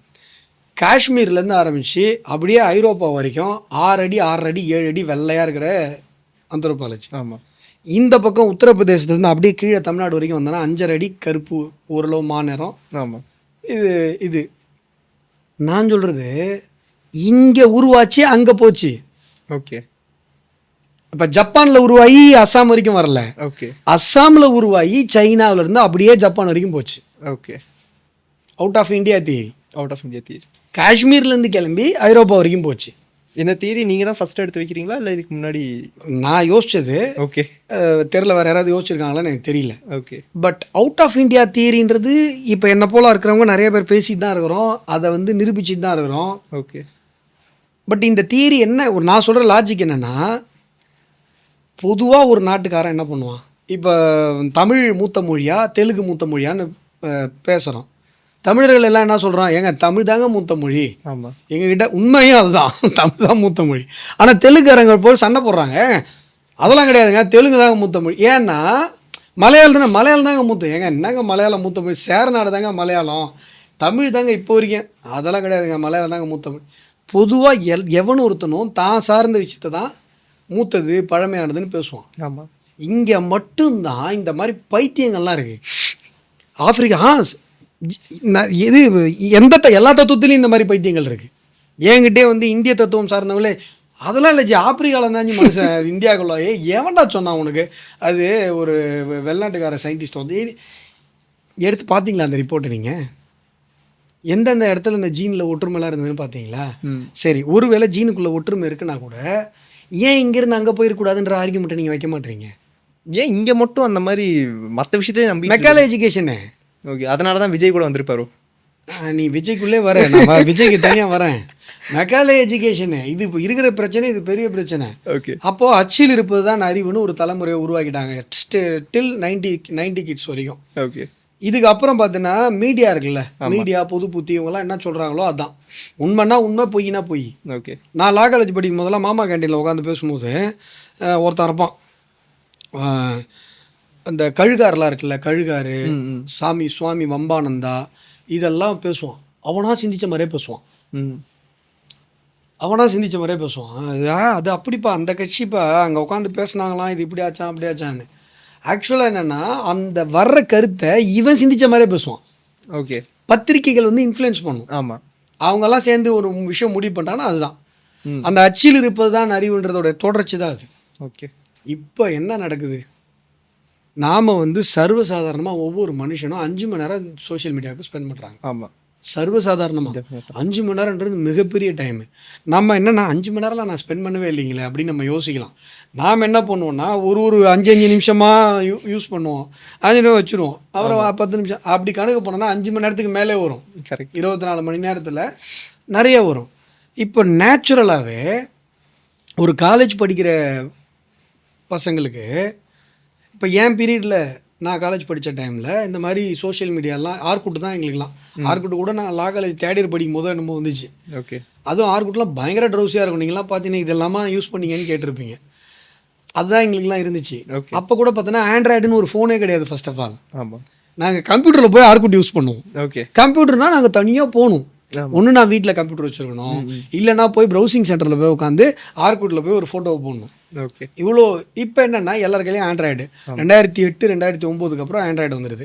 அதுக்கப்புறம் இந்த ஆண்ட்ராய்டு பயங்கரமாக டெவலப் ஆகுது. இப்போ எல்லார் கையிலையும் ஃபோன் இருக்குது. ஸோ நிறைய ரீல்ஸு, நிறைய விஷயங்கள் நமக்கு அக்சஸ் இருந்துக்கிட்டே இருக்குது. ஓகே, திரும்ப திரும்ப திரும்ப திரும்ப கேட்கறதுக்கான அந்த சுழிக்குள்ளே போய் நம்ம மாட்டிக்கிட்டோம். அப்போ அந்த அல்காரத்தை ஒருத்தன் டேக் ஓவர் பண்ணுறான்னா அவன் என்ன பண்ணுறான், ஆட்டு மந்த மாதிரி எல்லாரையும் அதை யோசிக்க வச்சிடறான். ஓகே, இப்போ வர விஜய்க்கு நல்லதோ கெட்டதோ, ஓகே, நல்லதோ கெட்டதோ அந்த அல்காரத்தை ஒருத்தவங்க டேக் ஓவர் பண்ணிட்டாங்கன்னா அவங்களால, இது இந்தியாவுக்கு மட்டும் இருக்கிற பிரச்சனை இல்லை, உலகத்தில் இருக்கிற எல்லா நாட்டுக்கும் இருக்கிற பிரச்சனை. அடுத்த பிரைம் மினிஸ்டர் விஜய் தான் வேற போட்டுட்ருக்காங்க.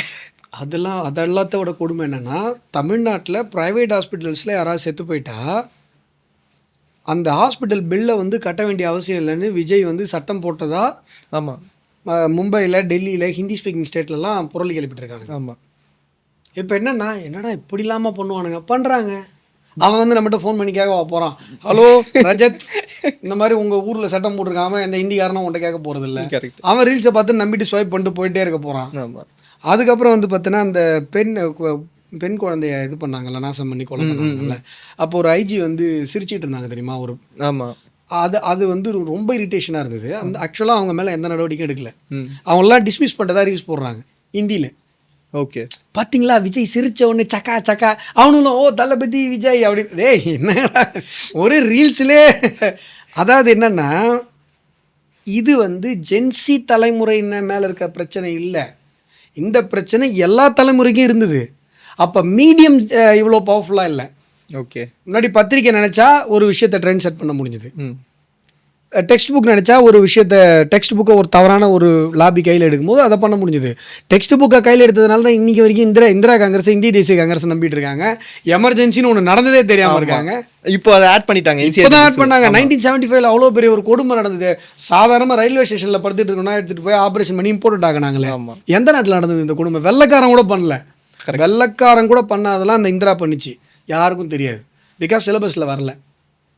இப்போ இதெல்லாம் தாண்டி இந்த சோஷியல் மீடியாவுடைய டைம் இருக்கு இல்லையா, அது கூட நம்ம யூஸ் பயன்படுத்துகிற டைமு, அது நம்மளை என்டர்டெயின் பண்ணுற டைமுங்கிறது ரொம்ப அதிகமாக போச்சு. அப்போது இந்த பிரச்சனை, ஒரு சிங்கிள் பாக்ஸ்குள்ளே திங்க் பண்ணுற இந்த பிரச்சனை, ஃப்ரீ திங்கிங் இல்லாமல் இருக்கிற இந்த பிரச்சனை மனித குலத்துக்கு கண்டினியூஸாக வந்துக்கிட்டே இருக்குது. இன்றைக்கி இது என்ன ஆயிருக்குன்னா அக்ரவேட் ஆகி எல்லாரும் சோஷியல் மீடியாவுக்குள்ளே மாட்டேன். ஜென்சி தலைமுறை குறை சொல்கிறது இல்லை விஷயம் இது. ஓகே, அவங்க டைம் அபண்டண்டாக தானே கிடைக்கும் அந்த வயசில். எனக்கும் அப்படி தான் கிடைச்சிது. புரியுது. என்ன பண்ணுறதுன்னு தெரியாமல் உட்காந்துருப்போம் நாங்கள். ஆமாம், லா காலேஜ் படிக்கும் போது எங்களுக்குலாம் 3 மணி நேரம் காலேஜ். அது கூட போனாலும் போகலாம், போகாட்டியும் போகலாம். அப்போல்லாம் நீங்கள் போனீங்க மெட்ராஸ் டாக்டர் அம்பேத்கர் லா காலேஜ் நான் போனேன். மாமா இப்போ போர் அடிச்சுன்னா மாமா கேண்டீனில் போய் உட்காரும். நேச்சுரலி நான் அந்த டைமில் நான் லா காலேஜ் படிக்கும்போது எல்லா படத்தையும் பார்த்துருக்கேன். ஓகே, ஈகா தேட்டரில் ஹிந்தி படம் போடுவோம், அதை பார்ப்பேன். திருப்பி மோச்சம் தேட்டரில் போய் பார்ப்பேன். இங்கிலீஷ் டப்பிங் படம் எல்லாத்தையும். ஏன்னா டைம் நிறைய இருக்கும். ஒன்றும் இல்லை, காசே அப்பா அம்மா கொடுக்குறாங்க, கூட ஒரு பெரிய டீம் இருக்குது. ஓகே, ஒரு ஒரு லா காலேஜில் ஒரு ஸ்டூடெண்ட் அசோசியேஷனோட தலைவர், நான் பாட்டாளி மாணவர் சங்கத்தோட தலைவர். அப்படியே அது ஒரு மாசாக ஒரு ஜாலியாக இது. இப்போ அந்த டைமில் இன்ஸ்டா அந்த நான் என்ன பண்ணிருப்பேன், இன்ஸ்டாவில் ரீல்ஸ் வருதான் அதாவது நாம் அந்த இதை தாண்டிட்டோன்றதுக்காக அடுத்த தலைமுறையெல்லாம் குற்றம் சொல்லக்கூடாது. கரெக்ட். அவங்களுக்கு என்ன இருக்குது, நமக்கு அது இல்லை. நம்மகிட்ட இருந்தால் நம்மளும் அப்படி தான் அடிக்ட் ஆகிருப்போம் நேச்சுரலி. ஓகே, இது ஜென்சி மேலே இருக்க தப்பு கிடையாது, இந்த சோஷியல் மீடியா அல்காரிதம். அப்போ என்னன்னா நாம தான் இதை பேசணும். கரெக்ட், நம்ம தான் ஏப்பா ஃப்ரீ திங்கிங் பேசுவோம்ப்பா, வாங்கப்பா. எட்வர்ட் டி போனோ நிறைய புக்கு எழுதி வச்சிருக்காரு, வாங்க படிப்போம். எட்வர்ட் டி போனோவெல்லாம் விட்டுருங்க. இந்திய கலாச்சாரமே ஃப்ரீ திங்கிங் தானே. ஆமாம், அதனால தான் இங்கே நிறைய ஓரல் தான் நிறையா இருக்கும், ரிட்டன் நிறையா இருக்காது. இப்போ வந்துட்டு பகவத்கீதையில் கிருஷ்ணர் வராரு. கிருஷ்ணன் மகாவிஷ்ணு, அவர் தான் கடவுள், எல்லாம் தெரியும் அர்ஜுனனுக்கு. ஏய் போய் போர் புரிடா, நான் சொல்கிறேன் கடவுள், நீ என்னடா என்னை எதிர்த்து பேசுகிறேன்னு கேட்டிருக்கலாம். இல்லை Krishna, I am not convincing with your argument. Okay, Bhagavad Gita first எடுத்து பாரு. ஆமாம், இல்லை கிருஷ்ணா, நீ சொல்கிறது நான் ஒத்துக்க மாட்டேன், நீ தான் மகாவிஷ்ணு, நீ தான் பரம்பொருள், ஆனால் நீ சொல்கிறது நான் எனக்கு கன்வின்சிங்காக இல்லை. ஸோ எனக்கு கன்வின்ஸ் ஆகிற வரைக்கும் அந்த கருத்தை நான் ஒத்துக்க மாட்டேன். அது மகாவிஷ்ணுவே சொன்னாலும் ஒத்துக்க மாட்டேன். ரீல்ஸில் வந்தால் நான் எப்படி ஒத்துப்பேன்? ஓகே, இதுதானே நம்ம டிஸ்கஸ் பண்ணணும். இப்போ இது நீ ஒரு 10 ரீல்ஸ் போடு, ஏங்க இதுதாங்க நம்மளுடைய ஐடியாலஜி. நம்ம வந்து ஃப்ரீ திங்கிங்கில் இருக்கணும். ஃப்ரீ திங்கிங்கிறது need for the hour, need for the world. நம்ம அதுக்குள்ளே போகணும். ஓகே, அதாவது நான் என்ன சொல்கிறேன்னா, இதெல்லாம் இதை பிரச்சனை, அதே நம்மளே யூஸ் பண்ணுவோம். எனக்கு என்ன பயமாக இருக்குன்னா, இந்த ஃபார்மேட்டை எடுத்துகிட்டு வந்து விஜய் வந்துட்டாரு, இப்போ பிரைம் மினிஸ்டர் ஆகிட்டாருன்னா என்ன பண்ணுறது? ஆகிட்டு வரா இந்த காமெடியாக தான் இருக்குது. பட் இப்போ நம்மளே யோசிச்சிருக்க மாட்டோம். சீஃப் மினிஸ்டர் ஆகிறதே நம்ம யோசிச்சிருக்க மாட்டோம். அதை நல்லா புரிஞ்சுக்கோங்க. விஜய் வந்து இங்கே சீஃப் மினிஸ்டர் ஆனதுக்கு காரணம் வெறும் ரீல்ஸ் மட்டும் கிடையாது. ஓகே, அது வந்து one of the medium. Okay, Vijay வந்து யாருக்குமே தெரியாத ஒரு ஆள் கிடையாது. ரீல்ஸ் போட்டு திடீர்னு ஏங்க இவர் தாங்க சிஎம் ஆகணும் நம்ம அப்படின்னு 10 பேர் ரீல்ஸ் போட, அப்படியே அவர் சிஎம் ஆகணும் அப்படி யாரும் ஆக்கலை. அவர் கிட்டத்தட்ட ஒரு 40 வருஷமா 30 வருஷமா ரொம்ப வருஷமாக பார்த்துட்டு இருக்கேன். அவர் ஏகப்பட்ட படம் நடிக்கிறாரு. நாங்கள் லா காலேஜ் படிக்கும் போதே அவர் விஜயெல்லாம் பெரிய ஹீரோ தான். ஸோ ரொம்ப வருஷமாக ட்ராவல் பண்ணி மக்கள் மனசில் வந்து பதிஞ்சிட்டாரு.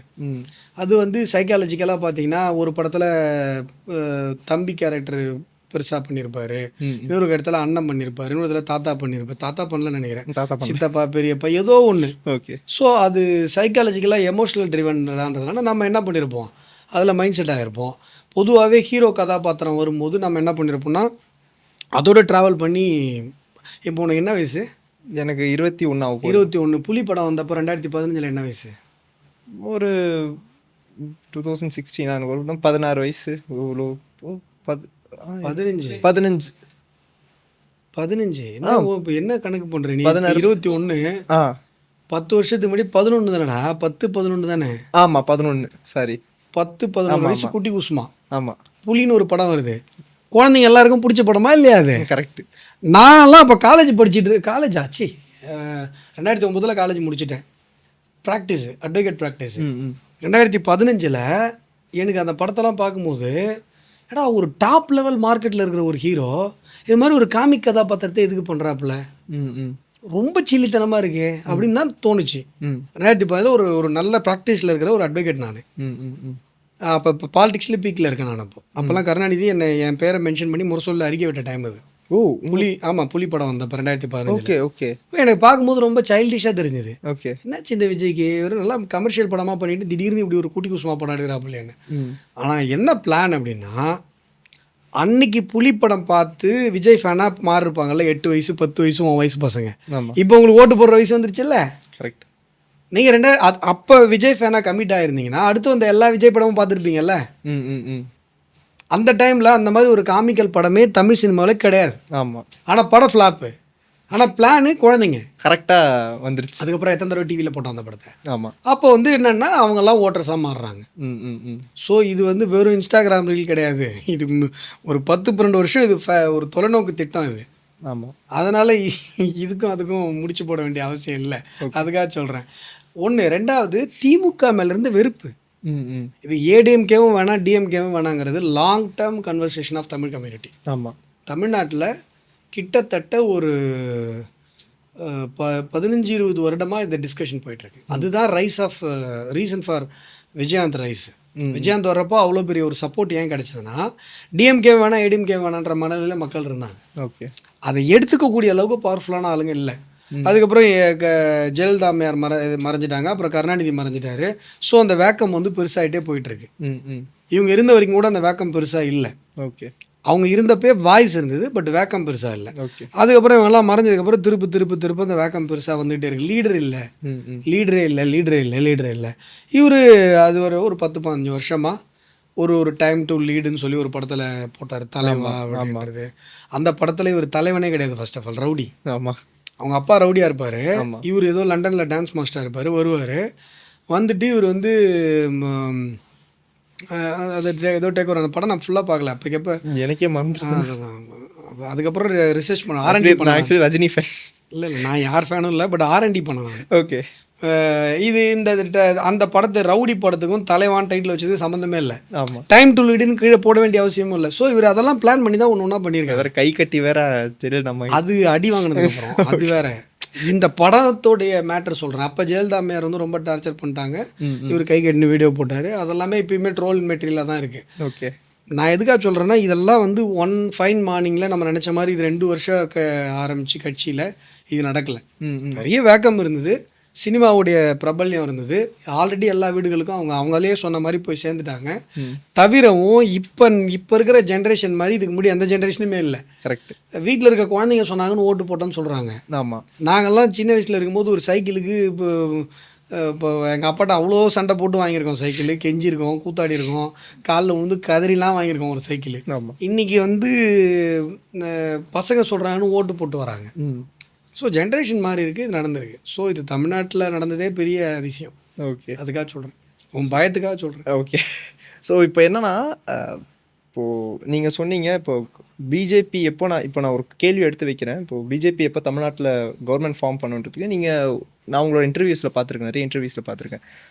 பிஜேபி எதுக்காக லைக் தமிழ்நாட்டில் கவர்மெண்ட் ஃபார்ம் பண்ணணும், தேவையை நம்ம வந்து ஐடியாலஜி தான் முக்கியம் அப்படின்னு. இப்போது இன்கேஸ் நம்மளுக்கு ஐடியாலஜி தான் முக்கியம் அப்படின்னா நம்ம ஒரு அரசியல் இயக்கமாக இருந்துட்டு போயிடலாமே. எதுக்காக அரசியல் கட்சி ஆரம்பித்து எதுக்காக நம்ம ஒரு எலெக்ஷனில் பார்ட்டிசிபேட் பண்ணோம் அப்படின்னாலே நம்ம கண்டிப்பாக அங்கே வின் ஆர் லூஸ் அது வந்து தானே ஆகணும். ஸோ எதுக்காக பிஜேபி இங்கே தமிழ்நாட்டில் வரமாட்டேங்குது, லைக் வர்றதுக்கான பாசிபிலிட்டிஸ் இருக்கா இதுக்கு மேலேயும்? Party without ideology it's a suicide of democracy. ஒரு கொள்கை இல்லாமல் ஒரு அரசியல் கட்சியோ இல்லை ஒரு அரசியல் தலைவரோ எனக்கு வெற்றி பெற்று தான் வேணுங்க, எனக்கு வேறு எதுவும் வேணாம். இந்த நேரத்தில் இது செட் ஆகுதா இதை பேசுவேன், அடுத்து இன்னொரு நாள் இது செட் ஆகுதா அதை பேசுவேன், இவங்க ஓட்டு வேணுமா நான் அதை பேசுவேன், இவங்க ஓட்டு வேணாமா நான் இதை பேசுவேன் அப்படின்னு சொல்லி ஒரு அரசியல் கட்சியோ ஒரு அரசியல் தலைவரோ வெற்றி மட்டுமே எங்களுடைய இலக்கு அப்படின்னு சொல்லி போனாங்க அப்படின்னு சொன்னால் அந்த போக்கு மக்களாட்சியின் மீது நடத்தப்படுகிற கொலைவெறி தாக்குதல். மக்களாட்சியுடைய அழகு, அண்ணல் எதற்காக இந்த மக்களாட்சி, எதற்காக இந்த அரசியலமைப்பு சட்டம், எதை நோக்கி இந்த தேசத்தை கொண்டு போகணுன்னு அண்ணல் மாதிரியான பெருந்தலைவர்களும் இல்லை அதற்கு முன்பாக பல தலைவர்கள் நம்முடைய நாட்டை உருவாக்கிய தலைவர்கள் நேதாஜி, பட்டேல் இவங்கெல்லாம் எதுக்கு ஆசைப்பட்டாங்க? ஷியாமா பிரசாத் முகர்ஜி அவர்கள் இவங்கெல்லாம் எதுக்கு ஆசைப்பட்டாங்க? எதை நோக்கி இந்த தேசத்தை கொண்டு போகணும்னு நினச்சாங்க? அந்த பர்பஸ் இல்லாமல் போயிடும். ஐடியாலஜிக்காக ஒரு கட்சி. இப்போது நான் அதுக்கு தான் இந்த வெஸ்ட் பெங்கால் உதாரணத்தை சொன்னேன். வெஸ்ட் பெங்காலுடைய சீனாரியோ எப்படி இருந்தது? ஒரு 10 வருஷத்துக்கு முன்னாடி பங்களாதேஷ்லேருந்து வேலியை திறந்து விட்டு எல்லாரையும் உள்ளே விட்டுட்டு அவங்களுக்கு ஆதார் கார்டு, ஓட்டர் ஐடி எல்லாமே கொடுத்துட்டு அவங்களுடைய ஓட்டை வச்சு ஜெயிச்சிட்டு இருக்காங்க. ஆமாம். இப்போது வெஸ்ட் பெங்காலில் இருக்கிற ஒரு சோ கால்டு அரசியல் வல்லுநர்கள் பாஜகவுக்கு என்ன ஐடியா கொடுப்பீங்க? ஏங்க இங்கே தாங்க அரசியல், நம்மளும் அதே மாதிரி தாங்க பண்ண முடியல. நான் பிஜேபி ஆட்சி பிடிக்க முடியாதுங்க. ஓகே, அதை பண்ணுமா பிஜேபி? கண்டிப்பாக அதை பண்ணணுமா? பண்ணக்கூடாது. அதை பண்ணி ஆட்சிக்கு வரணுமா? பண்ணக்கூடாது. ஆட்சிக்கு வருவோம், நாங்கள் எங்களுடைய ஐடியாலஜியை இழக்காமல் ஆட்சிக்கு வருவோம். இப்போ கூட என்கிட்ட சில பேர் கேட்டாங்க, சார் சோஷியல் மீடியாவில் தொடர்ந்து திமுக வந்து பிஜேபி கூட கூட்டணி வந்துடும் பேசுகிறாங்களே சார். நான் என்ன சொன்னேன், திமுகட்ட போய் கேளுங்க இந்த கேள்வியை. எங்கள் ஐடியாலஜி நாங்கள் என்றைக்கும் மாற்றிக்க போகிறது கிடையாது. சனாதனத்தை வேறொருப்போம்னு சொன்ன நீ பிஜேபியோட கூட்டணி வைக்க போகிறோன்னு சொல்கிறாங்களே, அங்கே கேளுங்க. நாங்கள் ஐடியாலஜிக்கல் காம்ப்ரமைஸ் என்றைக்கும் பண்ண மாட்டோம். ஓகே. இப்போ ஏற்கனவே திமுகவும் பிஜேபியும் கூட்டணியில் இருந்தது. பிஜேபி என்றைக்காவது ஐடியாலஜிக்கல் காம்ப்ரமைஸ் பண்ணிச்சா வாஜ்பாய் பீரியடில்? இல்லை. எங்கள் ஐடியாலஜியில் நாங்கள் கரெக்டாக இருக்கோம். என்றைக்குமே இந்த அலிகேஷன் எதுவுமே பிஜேபி மேலே அலிகேஷன் வைக்கிறதா இருந்தால் ஐடியாலஜிக்கலாக நீங்கள் இந்த இடத்துல காம்ப்ரமைஸ் பண்ணிட்டீங்க. சொல்லுங்கள், நான் பதில் சொல்கிறேன். சார் நீங்கள் ஜெயிக்கலாமா? ஜெயிக்கலை. நீங்கள் ஓட்டு போகிறோம், நாங்கள் ஜெயிக்கலை. இந்தியா முழுசும் ஒரு மனுஷன் இவ்வளோ நல்லது பண்ணுறாரு. தமிழ்நாட்டில் 2 கோடி பேருக்கு மேலே முத்திரால் ஒன்று வாங்கியிருக்கோம். தமிழ்நாட்டில் ஒரு உள்ளாட்சியில் நடக்கிற எல்லா விஷயங்களும் பாரத பிரதமர் நரேந்திர மோடி அவர்கள் கொடுக்குற ஃபண்டில் தான் நடக்குது. வீட்டுக்கு வீடு குழாய் மூலமாக குடிநீர் நரேந்திர மோடி அவர்கள் கொடுக்குறாரு. எல்லா வீட்டுக்கும் கேஸ் சிலிண்டர் நரேந்திர மோடி அவர்கள் கொடுக்குறாரு. லோனு 400 ஸ்டார்ட் அப் இருந்த நாட்டில் இன்றைக்கி 2.5 லட்சம் start up உருவாக்கியிருக்காரு. Vande Bharat train 2014 முன்னாடி இந்த மாதிரி ஒரு ட்ரெயின் இந்தியாவுக்கு வரப்போன்னு சொல்கிறதா நீங்கள் நம்பியிருப்பீங்களா? இன்றைக்கி வந்தே பாரத்தில் வந்து சரக்கு ரயில் வந்துருச்சு, வந்தே பாரத்தில் பேசஞ்சர் ரயில் வந்துருச்சு. நாடு முன்னேறிக்கிட்டே போகுது. எல்லாத்தையும் பார்த்துப்புட்டு நாங்கள் இல்லை சார், நாங்கள் சினிமா நடிகர்கள் தான் சார் போடுவோன்னு நீங்கள் பண்ணால் அதுக்கு நாங்கள் என்னங்க வருத்தப்படணும்? எங்களை எதுக்கு குற்றவாளி கொண்டு எடுத்துறீங்க? எனக்கு புரியவே இல்லையே. நீங்கள் சொல்லுங்கள் ஏன் ஓட்டு போடலன்னு. சார் இந்த காரணத்துக்காக நாங்கள் ஓட்டு போடல சார். யாரோ மதவாதம்னு சொல்லிட்டான், நீங்கள் நம்பிட்டீங்க, நான் என்ன பண்ண முடியும்? பிஜேபி எங்கே மதவாதம் பேசுச்சு? பிஜேபி ஒரே ஒரு விஷயத்தில் மதவாதம் பேசுச்சுன்னு சொல்லுங்கள். பிஜேபி சட்டத்திற்கு புறமாக இந்துக்கள் திட்டப்படும் பொழுது, இந்துக்கள் வஞ்சிக்கப்படும் பொழுது இந்துக்களுக்காக குரல் கொடுக்குது. மதம் மாற்றம் வேணாம்னு சொல்லுது. அதுக்கு காரணம் நானே பல தடவை சொல்லியிருக்கேன். ஏன் மதம் மாற்றம் வேணாம்? நம்ம கல்ச்சர் அழிஞ்சிடும், நம்ம சிவிலைசேஷன் போயிடும், இந்தியாவுடைய இந்திய தன்மை போயிடும். முஸ்லீம்ஸாக இருக்கட்டும், கிறிஸ்தவ பெருமக்களாக இருக்கட்டும், யாரையும் கையை பிடிச்சி இழுத்து யாரும் மதம் மாற்ற வேணாம் இது சொல்லலாமே. ஆனால் அது அவங்களோட இன்ட்ரெஸ்ட் தானே, விருப்பம் தானே. கிடையாது, இது லாபி. இஸ்லாம் என்கிற ஒரு மதம் அரேபிய கலாச்சாரத்தை தானே பரப்பி கொண்டிருக்கிறது. இல்லைனா கிறிஸ்தவம் என்கிற ஒரு மதம் யூத கலாச்சாரத்தை தானே பரப்பி கொண்டிருக்கிறது. இந்திய கலாச்சாரம் என்ன ஆகும்? நாளைக்கு எல்லாமே கிறிஸ்தவர்களாகவோ இஸ்லாமியர்களாகவோ மாறிடுறாங்க. இப்போ அமெரிக்காவில் வந்து வேப்பலைக்கும் மஞ்சளுக்கும் பேட்டன் போட்டான். நம்மாழ்வார் போய் ஃபைட் பண்ணி மீட்டு கொண்டு வந்தார். ஏன்னா இந்த இந்து தர்ம வாழ்வியல்ல அவர் இருந்தார். பசுமாட்டை கொல்லக்கூடாதுன்னு சொல்லி பேசினார். அவர் பேசாத பசு பாதுகாப்பு யாருமே கிடையாது. அவர் ஃபோட்டோவை வச்சுக்கிட்டே பசுவை வெட்டி தின்னுவான்னு சில லூசு பசங்கள்லாம் பேசுகிறாங்க. Sorry to say this. அவர் பேசினது அளவுக்கு பசு பாதுகாப்பு தமிழ்நாட்டில் யாருமே பேசலை. அவர் ஒருவேளை நம்மாழ்வாராக இல்லாமல் ஒரு முகமது அப்துல்லாவாகவோ அல்லது வந்து ஒரு வின்சென்ட் சர்ச்சிலாகவோ பேரை மாற்றி ஒரு கிறிஸ்தவராகவோ இஸ்லாமியராகவோ மாறியிருந்தால் மஞ்சளுக்கும் வேப்பலைக்குமான பேட்டனுக்காக அமெரிக்கா வரைக்கும் போய் போராடி இருக்க போகிறது கிடையாது. நம்முடைய இன்டெலெக்சுவல் ப்ராப்பர்ட்டி ரைட்ஸ்லாம் போயிடும். ஓகே. நாளைக்கு தஞ்சை பெரிய கோயில் வழிபாட்டு தலமாக இருக்குமா? இருக்காது. பிரமிடுகளை போய் சும்மா வேடிக்கை பார்க்குற மாதிரி எல்லாம் வேடிக்கை பார்த்துட்டு வருவாங்க. பட் இப்போ மதம் மாறுறது அப்படின்ற அந்த ஒரு விஷயம் வந்துட்டு என்னுடைய கான்ஸ்டியூஷனில் கொடுத்துருக்கிற என்னுடைய ஃபண்டமெண்டல் ரைட்ஸை வந்துட்டு மதத்தை பின்பற்றுவது, மதத்தை பற்றி பேசுவது, அது ஒருத்தவங்களோட கையை பிடிச்சி இழுத்து மதம் மாற்றுறது கிடையாது. அவங்க வறுமையில் இருக்கும்போது 2 மூட்டை அரிசியை கொடுத்து மதம் மாற்றுறது கிடையாது. 2 பேர் மனசார லவ் பண்ணாங்கன்னா நீ மதம் மாறிட்டு வா அப்போ தான் கல்யாணம் பண்ணுவேன்னு சொல்கிறது கிடையாது. இப்போ அது ரொம்ப ட்ரெண்டிங்காக போயிட்டுருக்கு. எஸ், நானே கண்ணால் நிறைய இடத்துல பார்க்குறேன். கண்ணால் தான் பார்க்க முடியும், என்ன எதுவுமே பண்ண முடியல. அது அவங்களுடைய பர்சனல் விஷயம். நான் இந்த ஒரு அவேர்னஸ் வேணும்ல. கண்டிப்பாக. எந்த ஒரு இந்து ஒரு பொண்ணோ ஒரு பையனோ அவங்க வந்து ஒரு கிறிஸ்டினியோ ஒரு முஸ்லீமோ லவ் பண்ணுறாங்கன்னா எந்த இந்துவுமே ஒன்று கல்யாணம் வேணான்னு சண்டை போடுவாங்க, இல்லை மதம் மாறிட்டு வா கல்யாணம் பண்ணுறேன்னு எந்த இந்துவும் சொல்கிறது இல்லை. கண்டிப்பாக. ஆனால் கிறிஸ்டின்லேயோ முஸ்லீம்லேயோ அந்த பிரச்சனை இருக்குது. ஆமாம், இது இருக்குது தானே இருக்கு. அப்போ அந்த மதமாற்றன்ற ஒரு பிரச்சனையை மட்டும் நான் சொல்கிறேன், இல்லைங்க வேண்டாம். என்னைக்காவது கிறிஸ்தவர்களே முஸ்லீம்லாம் திட்டி பார்த்துருக்கியா? நான் இந்துக்களை திட்டிருக்கேன், சோத்தில் உப்பு போட்டு சாப்பிடல, சொரணம் இல்லை, என்ன இதெல்லாம் சொல்லியிருக்கேன். நான் என்னைக்காவது கிறிஸ்தவர்களே முஸ்லீம்ல திட்டிருக்கேன்னா? மதம் மாற்றாதீங்கன்னு சொல்கிறேன். லிமிட்டெட் ப்ரேயரு ஏன் கேட்கக்கூடாது? ஓகே. ஏன் அப்படின்னா நீங்களே விக்டிமுங்கிற. இஸ்லாமியர்கள் எல்லாம் சும்மா மாறினாங்களா? கத்தியை காட்டி மாற்றப்பட்டாங்க. ஆமாம். நம்மளை விட இந்துவாக இன்றைக்கு இந்த மண்ணில் இருப்பவர்களை விட மிகப்பெரிய கொடூரங்களை இஸ்லாமிய ஆட்சியாளர்களால் அனுபவித்ததுனால தானே அவங்க இஸ்லாமியர்களாக மாறியிருக்காங்க.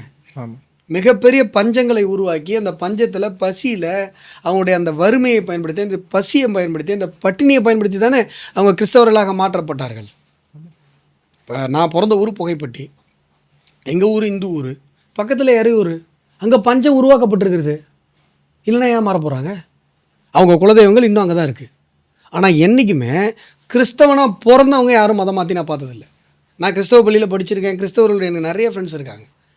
முந்தா நாள் மதம் மாறி இருப்பான், முந்தா நாள் வரையும் பிள்ளையாருக்கு தோப்பு காரணம் போட்டிருப்பான், அங்கே பிரதேசனம் பண்ணியிருப்பான், உருண்டிருப்பான், புரண்டிருப்பான், தீ மிச்சிருப்பான். 3 நாளைக்கு முன்னாடி மதம் மாறிட்டு நீ கும்புறதெல்லாம் சாத்தான் அப்படின்னா அப்புறம் கோவம் வருமா வராதான்? இதுதான் சொல்கிறேன். மதம் மாற்றத்துக்கு மட்டும்தான் பாஜக, அது கூட இந்திய தன்மை பாதுகாக்கப்பட வேண்டும் என்று சொல்லி எல்லா நாட்டிலையும் தன்னுடைய சொந்த சிவிலைசேஷனை, தன்னுடைய சொந்த கல்ச்சரை பாதுகாக்கணும்னு நினைக்கிற எல்லா கட்சியும் சொல்கிற விஷயம். ஆமாம். அப்போ நீங்கள் எல்லாத்தையும் கேட்டு சார் நாங்கள்லாம் மதவான்னு சொன்னாங்க, ஏமாந்துட்டோம், நாங்கள் வந்து பிஜேபிக்கு ஓட்டு போடலன்னு சொல்லிட்டு என்கிட்ட வந்து சார் ஏன் சார் பிஜேபி ஜெயிக்கவே மாட்டேதுன்னா, நீங்களாம் ஓட்டு போடுங்க ஜெயிக்கிறோம். என் ஓட்டு போட்டு இல்லை நாங்கள் என்ன ஆட்சிக்கு வரமாட்டோம் நான் சொல்ல போகிறோம். ஓட்டு போடுங்க, எம்எல்ஏ கொடுங்க, வரோம். இங்கே என்னன்னா அண்ணாமலை இருக்கிற வரைக்கும் பிஜேபி ஏதோ இருந்தது, இதுக்கு மேலே இருக்குமான்னு தெரிலன்றாங்க. அது சொல்கிறதெல்லாம் அவங்க தான் அந்த டீம் தான் எழுதுறாங்க. யார் எழுதுறாங்கன்னு ஐடி வரைக்கும் தெரியும் எனக்கு. ஓகே. இதெல்லாம் என்ன இப்போ டீ கடையில் உட்காந்து பேசிக்கிறாங்களா? அதெல்லாம் ஓ சார் அது அப்படி சார் நாங்களாம் ஏன் தெரியுங்க யாரெல்லாம் எழுதுறாங்கன்னு. ஓகே, எழுதிக்கோங்க, அதெல்லாம் தப்பு இல்லை. எல்லோரும் நல்லா இருக்கட்டும், எல்லா கட்சியும் வளரட்டும், சந்தோஷமாக இருக்கட்டும், எல்லாரையும் வாழ்த்தும். ஓகேண்ணா. ஸோ நேரம் கொடுத்து என்னை ஒரு ஆளை மதித்து உட்கார வச்சு நான் கேட்டதுக்கு உடனே ஓகேன்னு சொல்லி இன்டர்வியூக்கு ஓகே சொன்னதுக்கு ரொம்ப நன்றி. ரொம்ப ஃபார்முலா இருக்குது, நன்றி. நன்றிண்ணா. அடுத்த பாட்காஸ்ட்டில் இவ்வளோ ஃபார்முலா நன்றி சொல்ல வேணாம். இல்லை, அது கொஞ்சம் ஃபஸ்ட் டைம் அப்படின்றது. ஓகே, நன்றி.